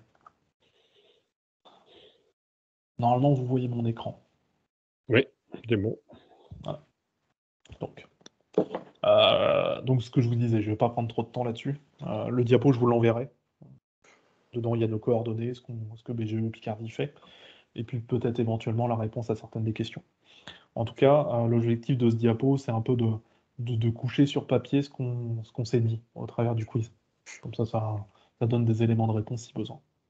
Donc moi, ce dont je vais vous parler, un petit peu de BGE Picardie, parce que c'est important au final, parce que je n'ai pas parlé de nous, pas du tout. BGE Picardie, c'est un organisme de formation. C'est-à-dire que notre quotidien, c'est d'accompagner des personnes pour essayer de les emmener quelque part, en l'occurrence l'entrepreneuriat, pour la majorité de nos activités. On accompagne beaucoup d'entrepreneurs, hein, ça reste notre cœur de métier. Mais on accompagne aussi d'autres catégories de personnes. Voilà, autant des publics scolaires que, là je vous fais voir la petite frise, autant des publics scolaires dans le cadre de la sensibilisation à l'entrepreneuriat, que des gens dans le cadre de l'économie sociale et solidaire, que par exemple sur du crédit professionnel, sur du courtage, si vous avez des besoins de financement. Voilà, en fait, on est parti d'une idée qui était d'accompagner les entrepreneurs, et au fur et à mesure, notre offre de services est diversifiée, de manière à pouvoir proposer un packaging aux entrepreneurs. Et donc là, voilà, je vous ai donné à l'oral quelques-uns des exemples d'activités, et tout ça est chapeauté, est accompagné tout au long des parcours par l'EME, l'école de management et d'entrepreneuriat, qui fait de la formation un peu plus classique à destination de nos entrepreneurs. Voilà, si vous avez des besoins en anglais, par exemple, eh ben, c'est des choses qu'on propose.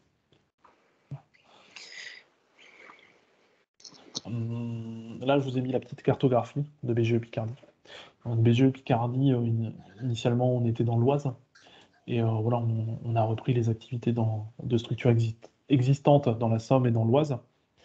Dans l'Aisne. Comment? Dans l'Aisne. Dans l'Aisne, pardon, oui, exactement. Merci. C'était pour savoir si vous suiviez. Voilà. Non, c'est pas vrai. Donc, c'est pour ça qu'il y a une très grande concentration des structures, des antennes et des permanences dans l'Oise, parce que l'activité principale vient de là. Donc le siège social est à Amiens, mais le siège administratif où se concentre la majorité des activités est à Beauvais. Et donc on a un certain nombre d'antennes. Dans la Somme, au final, on en a peu.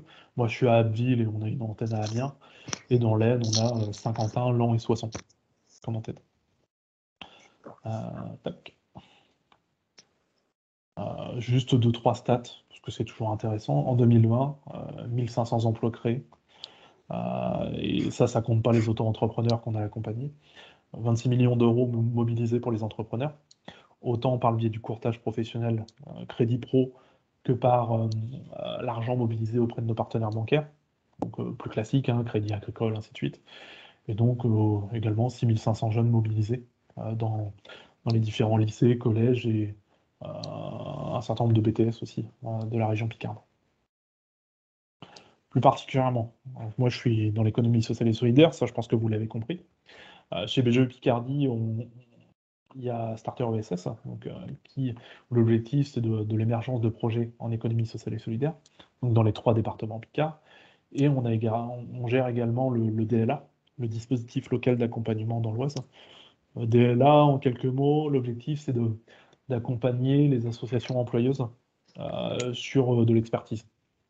Donc, par exemple, je ne sais pas moi, une association qui aurait une dizaine de salariés qui voudrait aller sur du changement d'échelle ou qui aurait des problématiques financières, et ben le DLA est fait pour ça. Le principe, c'est qu'on fait intervenir des experts qui sont mandatés et qui sont payés dans le cadre des enveloppes DLA qu'on reçoit, et qui permet de donner des jours de formation au président de l'association, de manière à pouvoir travailler en interne par la suite sur ces problématiques. Et donc dans l'Aisne et dans la Somme, le DLA est géré par l'IRIAE, l'interrégional de l'insertion par l'activité économique. Starter ESS, voici les 3 personnes. Il y a moi, tout à droite, et donc mes collègues, Hélène Rouzet, responsable du pôle ESS, et qui, elle, plus particulièrement est chargée de l'Oise, et Marie-Laure Carlu sur le département de l'Aisne. Petite précision, Starter ESS, c'est un dispositif qui est financé par la région Hauts-de-France, qui a pour vocation à faire de l'émergence, de l'accompagnement aussi des structures non employeuses. D'ailleurs qu'aujourd'hui, une association qui voudrait passer vers du salariat peut être accompagnée dans le cadre de Starter ESS. C'est important aussi pour Joseph également, c'est-à-dire que des interlocuteurs Starter ESS, vous en avez partout dans les Hauts-de-France, pas seulement en Picardie. Mais je ne sais pas si ça vous parle ou pas du tout. J'en parle demain matin avec l'APES. Bon, parfait. mais je vous le dis parce que voilà, si dans votre entourage, vous avez des associations qui ont un petit peu quelques rentrées d'argent et qui cherchent à aller vers du salariat, et ben, il y a des interlocuteurs comme moi qui peuvent accompagner, évidemment. Et si besoin, l'APES peut vous donner les coordonnées, mais moi aussi je peux vous donner les coordonnées des personnes qui seraient les plus à même d'accompagner. Hop. Donc Starter ESS, je l'ai dit, accompagnement à l'émergence, accompagner à la création des structures d'ESS non employeuses, c'est ça la limite, et les suivis des structures d'ESS de moins de 3 ans. Alors, Enerbe Bioflex, vous avez 4 ans, je crois, si je ne dis pas de bêtises, et vous avez des salariés. Donc, théoriquement, vous ne rentrez pas dans le cadre. Voilà, c'est pas grave, hein. C'est pas grave. Vous n'aviez pas spécialement besoin de moi à la base, c'est pas trop gênant. Mais c'est pour ça que je vous propose un rendez-vous d'accueil tranquillement. Comme ça, on pourra échanger et ce sera beaucoup plus facile et plus spécifique à votre situation. Concrètement, Starter ESS, qu'est-ce que ça donne? L'accompagnement de projets d'utilité sociale de transition écologique, un peu tous les domaines d'activité, comme l'ESS de manière générale.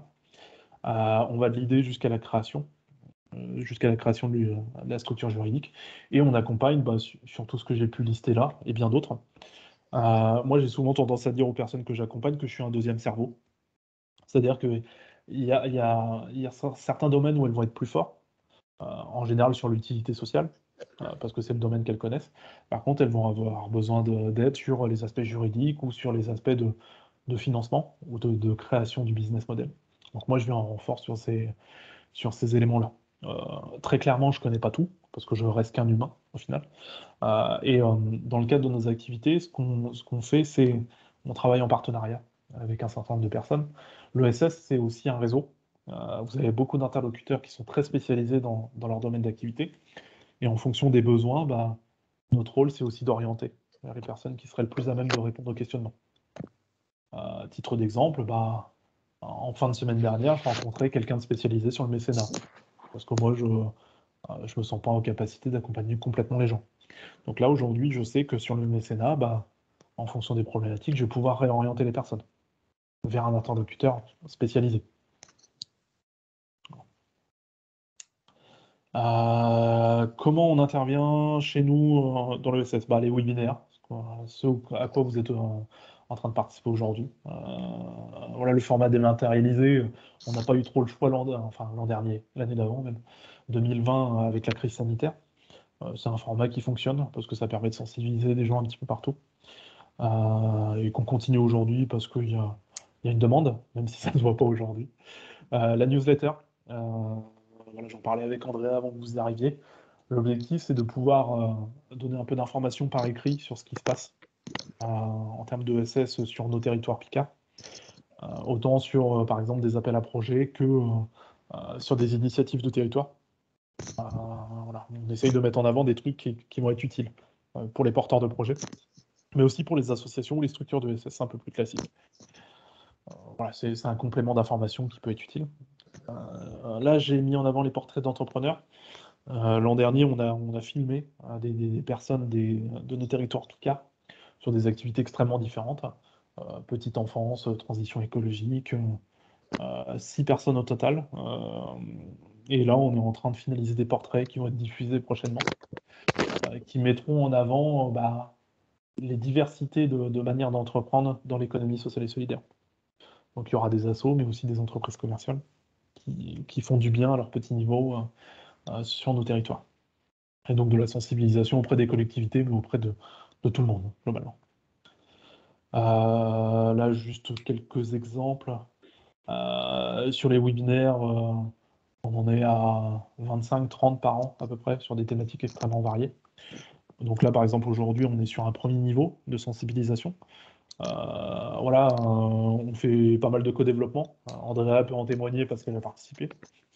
Des co-développements sur des thématiques extrêmement variées. Voilà, l'étude de besoins, par exemple. Prochainement, ce sera sur développer sa créativité.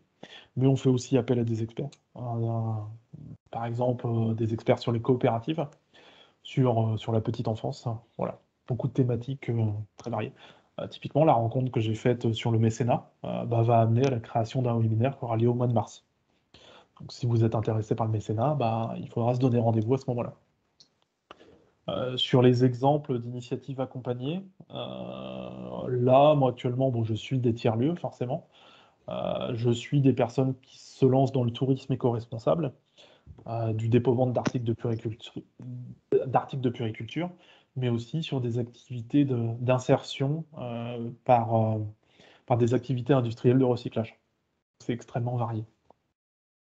C'est pour ça justement que avant de faire cette présentation, il nous semblait nécessaire de faire ce petit quiz, parce que très clairement, nous au quotidien, des associations, on en accompagne forcément, mais pour nous, association, ça veut rien dire, parce que ça veut surtout rien dire sur leur secteur d'activité. Là, par exemple, sur des services d'aide à domicile, des secteurs d'activité qu'on pourrait croire plutôt porteurs, moi, à chaque fois que j'en accompagne, ça dure une séance. Et pas plus, parce que c'est des projets avec beaucoup trop d'envergure, de manière générale, et des conditions de diplôme ou voilà, des conditions particulières d'agrément. Mon quotidien, c'est plus ça, c'est des projets accompagnés dans tous les domaines d'activité. Ça, je vais pas trop en dire là-dessus. Donc là, on est sur la deuxième partie du diapo, où à partir du quiz, où on a essayé d'écarter certains a priori, et ben là, on les pose par écrit. Voilà, donc vous pourrez les retrouver si vous avez besoin. Donc, qu'est-ce que l'ESS? On en a parlé, hein, les pionniers de Rochdale, la Grameen Bank. L'ESS, c'est aussi des valeurs. Donc la poursuite d'une utilité sociale, la recherche d'un modèle économique viable, une gouvernance démocratique et une lucrativité limitée. Mais on l'a plus ou moins évoqué au travers de nos échanges. Limité, je ne suis pas trop d'accord avec vous là-dessus. Une lucrativité organisée plutôt que... Limité, c'est pas moi qui l'ai décidé, hein, c'est écrit dans la loi ESS, directement. C'est pour ça. Ah bon, d'accord. Ouais, c'est pas moi qui ai choisi, c'est véritablement écrit comme ça. Ouais. Théoriquement, une structure de SS voilà, doit aller. En fait, on parle de lucrativité limitée parce que l'utilité sociale ou la transition écologique qu'elle va mettre en place va avoir un impact sur le chiffre d'affaires. C'est plus dans ce sens-là. Mais je suis d'accord avec vous sur le principe et c'est pour ça que je mettais en avant tout à l'heure les exemples de Leclerc. Leclerc, clairement, ils ne sont pas dans une lucrativité limitée. Voilà. Et pareil, sur la poursuite d'une utilité sociale, c'est pas vrai pour toutes les structures non plus. Non. Par contre, la recherche d'un modèle économique viable, là, par contre, on n'a pas le choix. Pas tout le monde. Voilà. Par contre, la gouvernance démocratique, ça veut tout et rien dire. C'est bon. Une association qui est gérée par le même président depuis 50 ans, où est la gouvernance démocratique là-dedans? Oui, il y a une assemblée générale annuelle, mais est-ce que beaucoup des adhérents vont venir, par exemple? Est-ce qu'ils vont avoir voix au chapitre? Ça, c'est dans les faits qu'il faut regarder. Mais en tout cas, ce sont les valeurs. Donc là, en plus de ce sur quoi on a échangé, il y a quelques éléments supplémentaires qui ont pour vocation d'ouvrir à la réflexion. Euh, donc moi, les éléments qui me semblent importants aujourd'hui dans l'économie sociale et solidaire, c'est la comparaison enfin, le fait que beaucoup de structures de l'économie sociale et solidaire ont tendance à calquer les modèles de l'économie classique, surtout sur les aspects économiques. C'est une réalité. De toute façon, comme je disais tout à l'heure, si vous allez voir un banquier, eh ben, il ne va pas vous considérer autrement que comme une organisation classique qui va devoir faire rentrer de l'argent. Donc il va falloir copier certaines choses. Pour autant, on voit la montée en puissance de certains éléments, celle de l'inscription dans l'économie locale, qui est prégnant et je trouve d'autant plus prégnant aujourd'hui. C'est-à-dire que beaucoup de porteurs de projets vont faire attention à leur territoire et c'est après cette réflexion sur le territoire qu'ils vont trouver leur idée, une manière de répondre à ces besoins. Voilà, l'entrepreneuriat individuel, donc qui ne va pas être forcément reconnu officiellement comme de SS, mais par contre qui va mettre en avant les valeurs. Ça, c'est important. Et donc, plus globalement, la montée des valeurs de l'ESS dans l'entreprise classique, par exemple avec les démarches de responsabilité sociétale des entreprises, par exemple, les obligations de ETH, d'emploi des travailleurs handicapés qui vont changer d'ici 2 ans, qui vont obliger les entreprises classiques à prendre à bras le corps ce problème, la problématique du handicap. Voilà. Donc il y a quand même une prise de conscience globale sur qu'est-ce que doit être une entreprise aujourd'hui et comment elle doit soit accompagner ses salariés ou ses bénéficiaires peut-être d'une meilleure manière. Le bio, par exemple, en est une des preuves. Il y a une part non négligeable de la population qui recherche le fait de mieux manger. C'est juste qu'aujourd'hui, il y a un problème de moyens pour un certain nombre des bénéficiaires. Je pense que si tout le monde pouvait passer au bio à prix égal à ce qu'on peut avoir aujourd'hui, je pense qu'on serait une consommation du bio bien plus importante. Donc là, voilà, sur la diversité de l'ESS, vous avez des exemples. Il ne faudra pas hésiter éventuellement à regarder les notes que j'ai mis dans mon diapo, ça peut éclairer. On n'a pas parlé du système bancaire, on n'a pas parlé des groupes d'insertion. Voilà, ça fait partie des exemples qui sont intéressants. Ça, c'est pareil, je vais zapper. On en a parlé avec Joseph tout à l'heure sur les clubs Cigales, ça fait partie des exemples sur le financement et l'engagement global en économie sociale et solidaire. Voilà, on peut être autre chose que porteur de projet, on peut être bénévole, salarié de structure de SS ou participer au financement avec des livrets solidaires ou en adhérant à un club Cigales. Donc vous voyez, moi ça ne me dérangeait pas, Joseph, que vous parliez des clubs Cigales, parce que vous êtes dans les exemples qui sont prévus. Mais ça ne me dérangeait pas de venir au webinaire.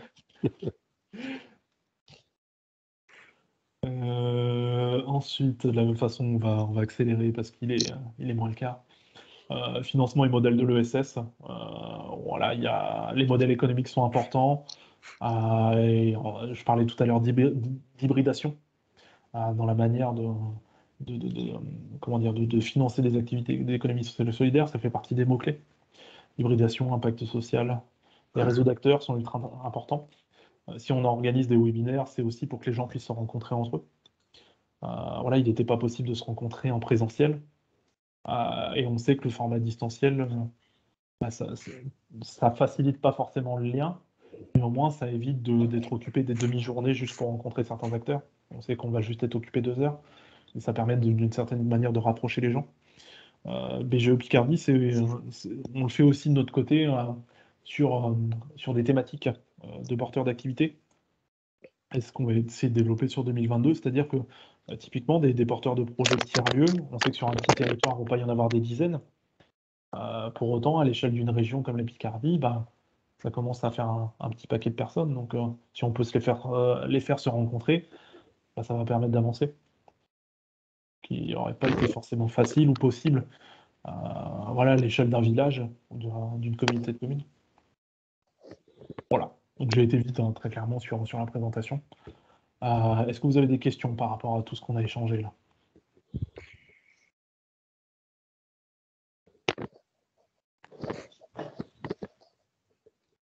Alors Julien, on n'a pas parlé de l'agrément ESUS au final. Pas du tout. Et je sais bien que c'est ce que vous attendiez. Ça s'écrit comment? Pardon, parce que ça m'intéresse. ESUS, Ouais. EI. ESUS, Ok, c'est bon. entreprise Merci. solidaire d'utilité sociale. Ah, c'est ESUS. Ouais, c'est ça. Ah, d'accord. Ouais. Merci. Alors, c'est un agrément qui peut être obtenu, qui est principalement intéressant pour les sociétés commerciales, mais qui peut être obtenu par autant les associations que les coopératives. D'accord. C'est une démarche à réaliser auprès de ce qu'on appelait les directs avant, donc les DRETS ou les DETS. Mhm. C'est un argument officiel, hein, c'est un agrément officiel. Moi, très clairement, la manière dont je le considère aujourd'hui, c'est que c'est un macaron, pour être très honnête. C'est-à-dire que dans votre communication, vous pouvez apposer ce logo officiel qui dit clairement que vous entreprenez de manière soit sociale, soit solidaire. C'est-à-dire que vous avez une gouvernance démocratique, euh, des écarts de salaire voilà, qui ne sont pas ultra importants, euh, une lucrativité limitée, dans le sens où vos activités ont un impact sur le chiffre d'affaires que vous réalisez au quotidien. Euh, et donc cette gouvernance démocratique qui fait que, en théorie, les différentes catégories de personnes qui interviennent dans vos structures sont en capacité de s'exprimer et d'être entendues. Et c'est en ça que c'est important. Donc, pour avoir l'agrément ESUS, il faut l'écrire dans ses statuts. Voilà, il faut se référer à la loi ESS de 2014. Et très clairement, il est écrit les éléments qui doivent apparaître dans les statuts de l'entreprise.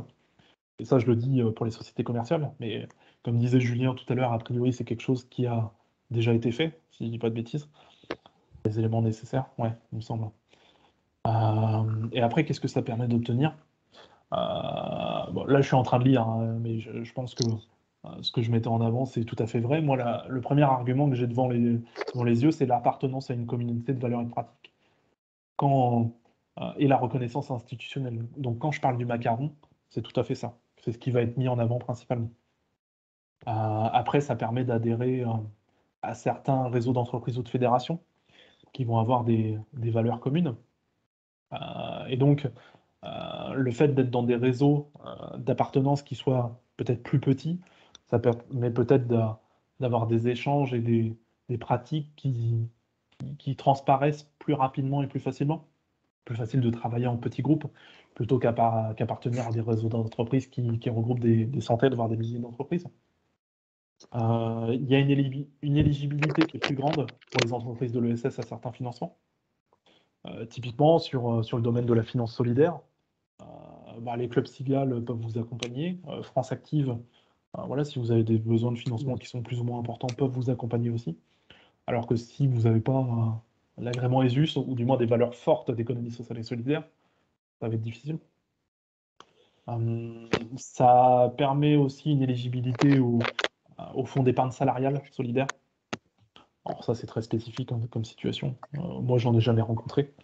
Mais bon, si vous êtes en recherche de financement parce que vous souhaitez changer d'échelle, les fonds d'épargne salariale solidaire sont possibles.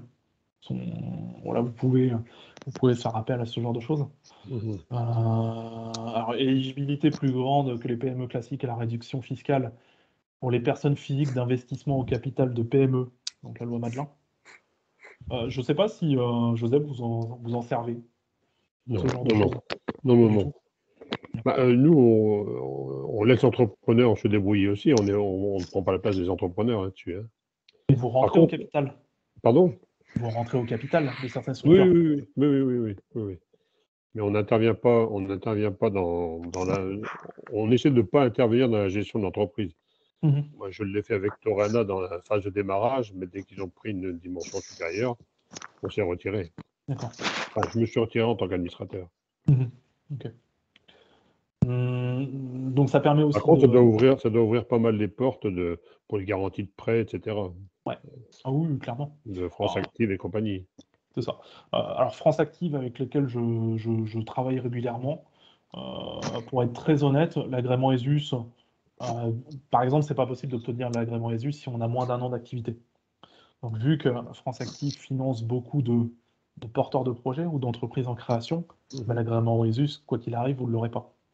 Par contre, ils ne vont pas avoir de difficulté à accompagner des associations ou des coopératives, mais ils sont quand même très tolérants vis-à-vis des structures commerciales qui font de l'utilité sociale ou de la transition écologique.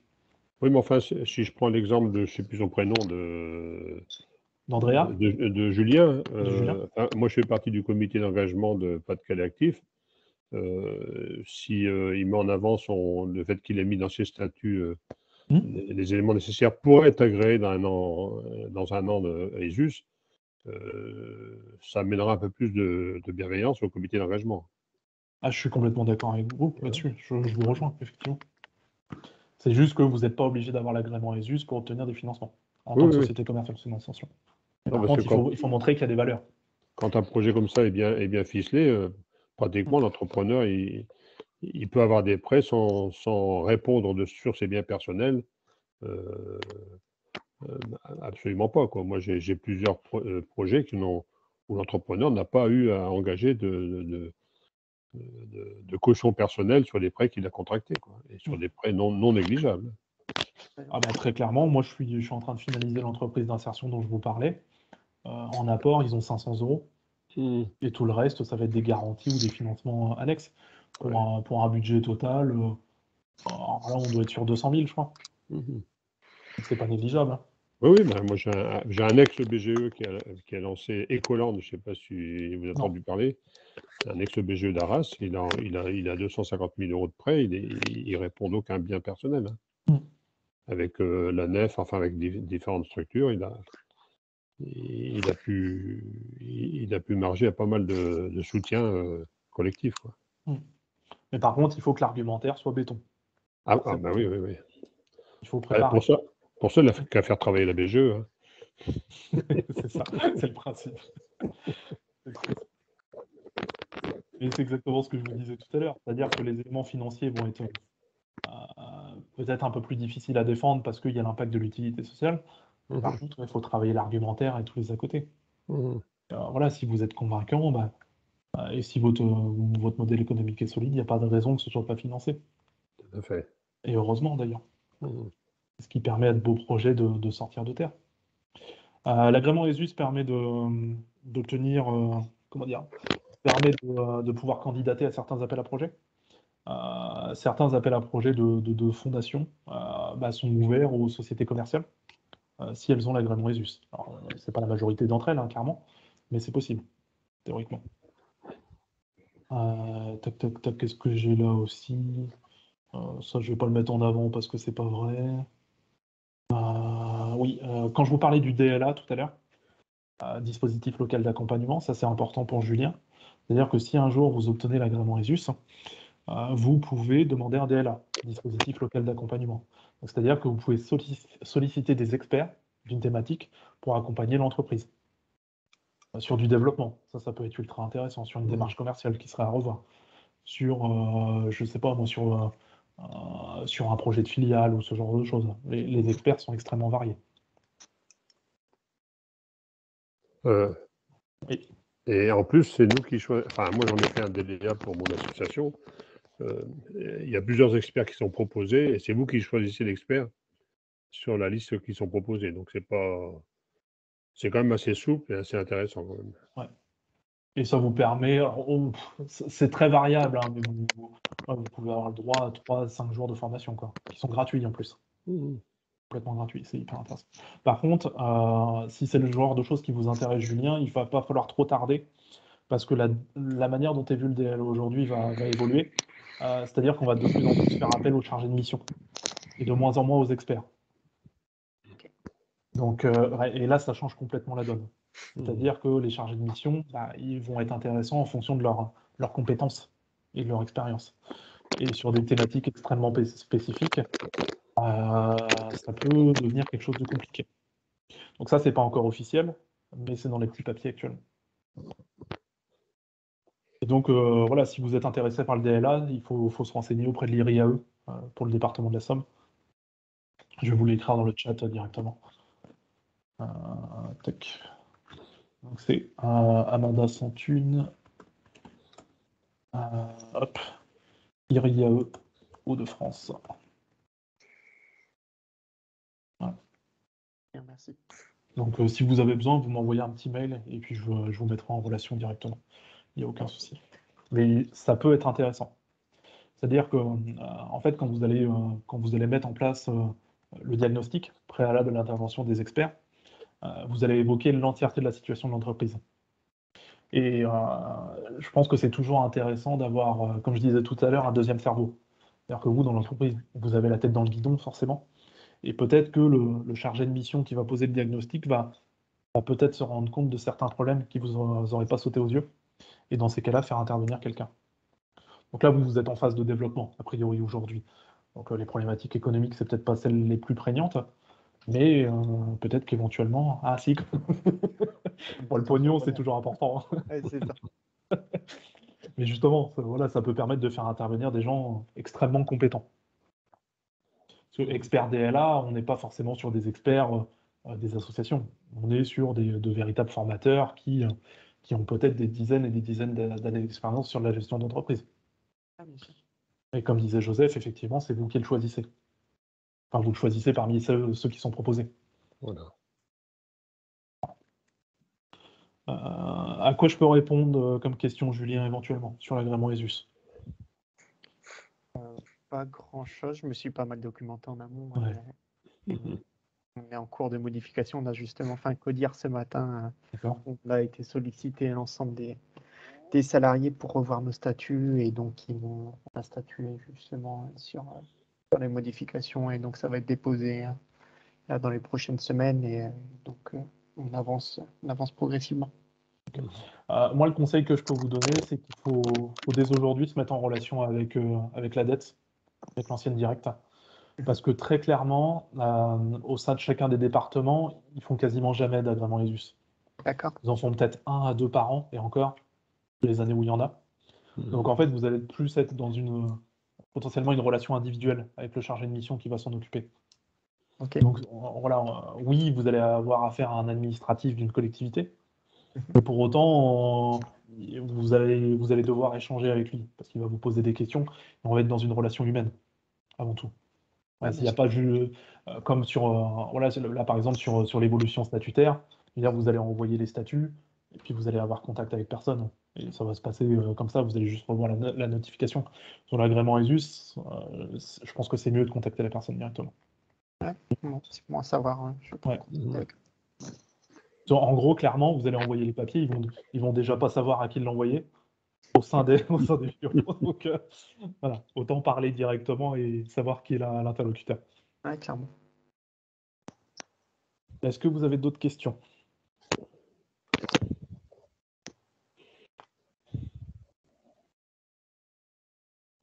C'est pas grave. C'est pas grave. J'espère que je vous ai pas pris trop de temps dans votre journée. On a duré 2 heures. Alors moi, c'est passé très vite pour moi parce que j'étais en animation. J'espère que vous, ça n'a pas été trop pénible. Mais bon, Pas Non, du non. tout. Ça met des horloges à l'heure, c'est bien. c'est ça. Si vous avez la moindre question, en plus du diapo, n'hésitez pas à m'envoyer un petit mail, je vous répondrai avec plaisir. Et si vous avez des besoins d'interlocuteurs, je vous réoriente aussi vers les interlocuteurs. Il n'y a aucun souci pour moi. On est là pour faire du réseau aussi.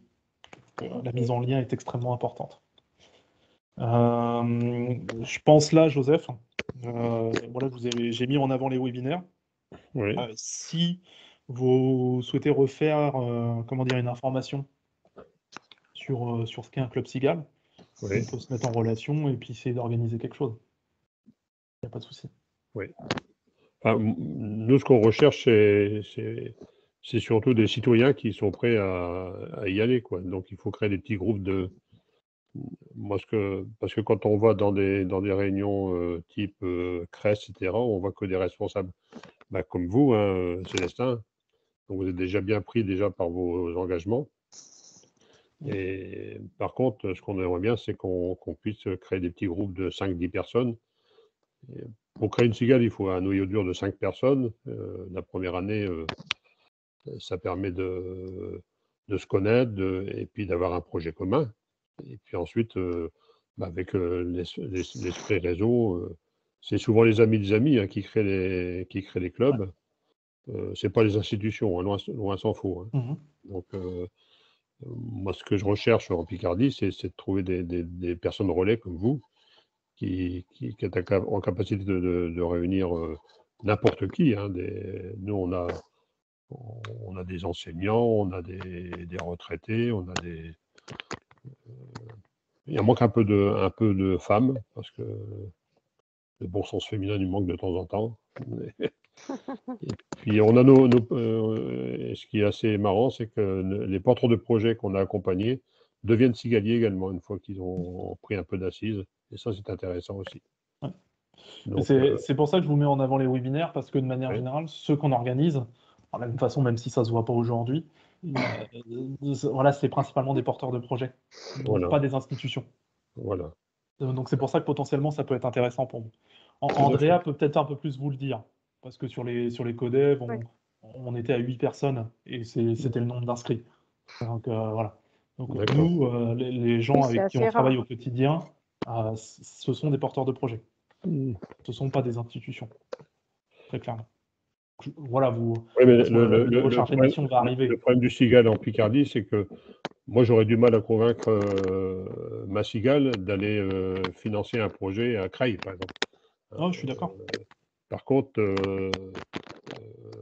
dès qu'il y a un projet qui nous intéresse sur Arras, on essaie d'y aller par tous les moyens. Quoi. Non, je suis d'accord avec vous. Et vous savez, au tout début, on parlait du nouveau chargé de mission qui arrivait, Ouais. que je ne connais pas, que je n'ai pas encore rencontré. Mais Mhm. voilà, si la personne veut faire un peu de plaidoyer sur la Picardie, pour nous, ça pose pas de problème. Vous pouvez lui D'accord. transmettre l'info, qu'elle se mette en relation avec nous, et puis on peut organiser quelque chose, sans que ça pose de Ok. difficulté. Je vous garantis pas qu'il y aura 2000 personnes, forcément. Non, c'est un travail de fourmi. Ouais, c'est ça. La cigale marche bien avec les fourmis, hein, C'est ça. elles s'entendent bien. Mais je pense que c'est un bon mot de la fin. Voilà. Finir sur une fable de La C'est Fontaine, très c'est pas mal. beau. J'aime bien. J'aime beaucoup. En tous les cas, je vous Euh, souhaite bonne chance dans vos entreprises. Merci à Bah, vous. merci. Mais je Allez. note Club Cigale et j'irai jeter un œil. On a un site, oui. On a un Ouais, site. Ouais. je vais aller regarder ça. Et on est Merci. prêt à Vous avez venir, une newsletter on est aussi. prêt à venir en parler, hein, si vous avez Super. besoin, si vous le souhaitez. Hein. Ok, super. Au revoir. Merci à vous. Merci beaucoup. Très bonne journée. Bonne Puis fin de à journée. bientôt. Merci, au Ouais. revoir. Au revoir. Au revoir. Au revoir.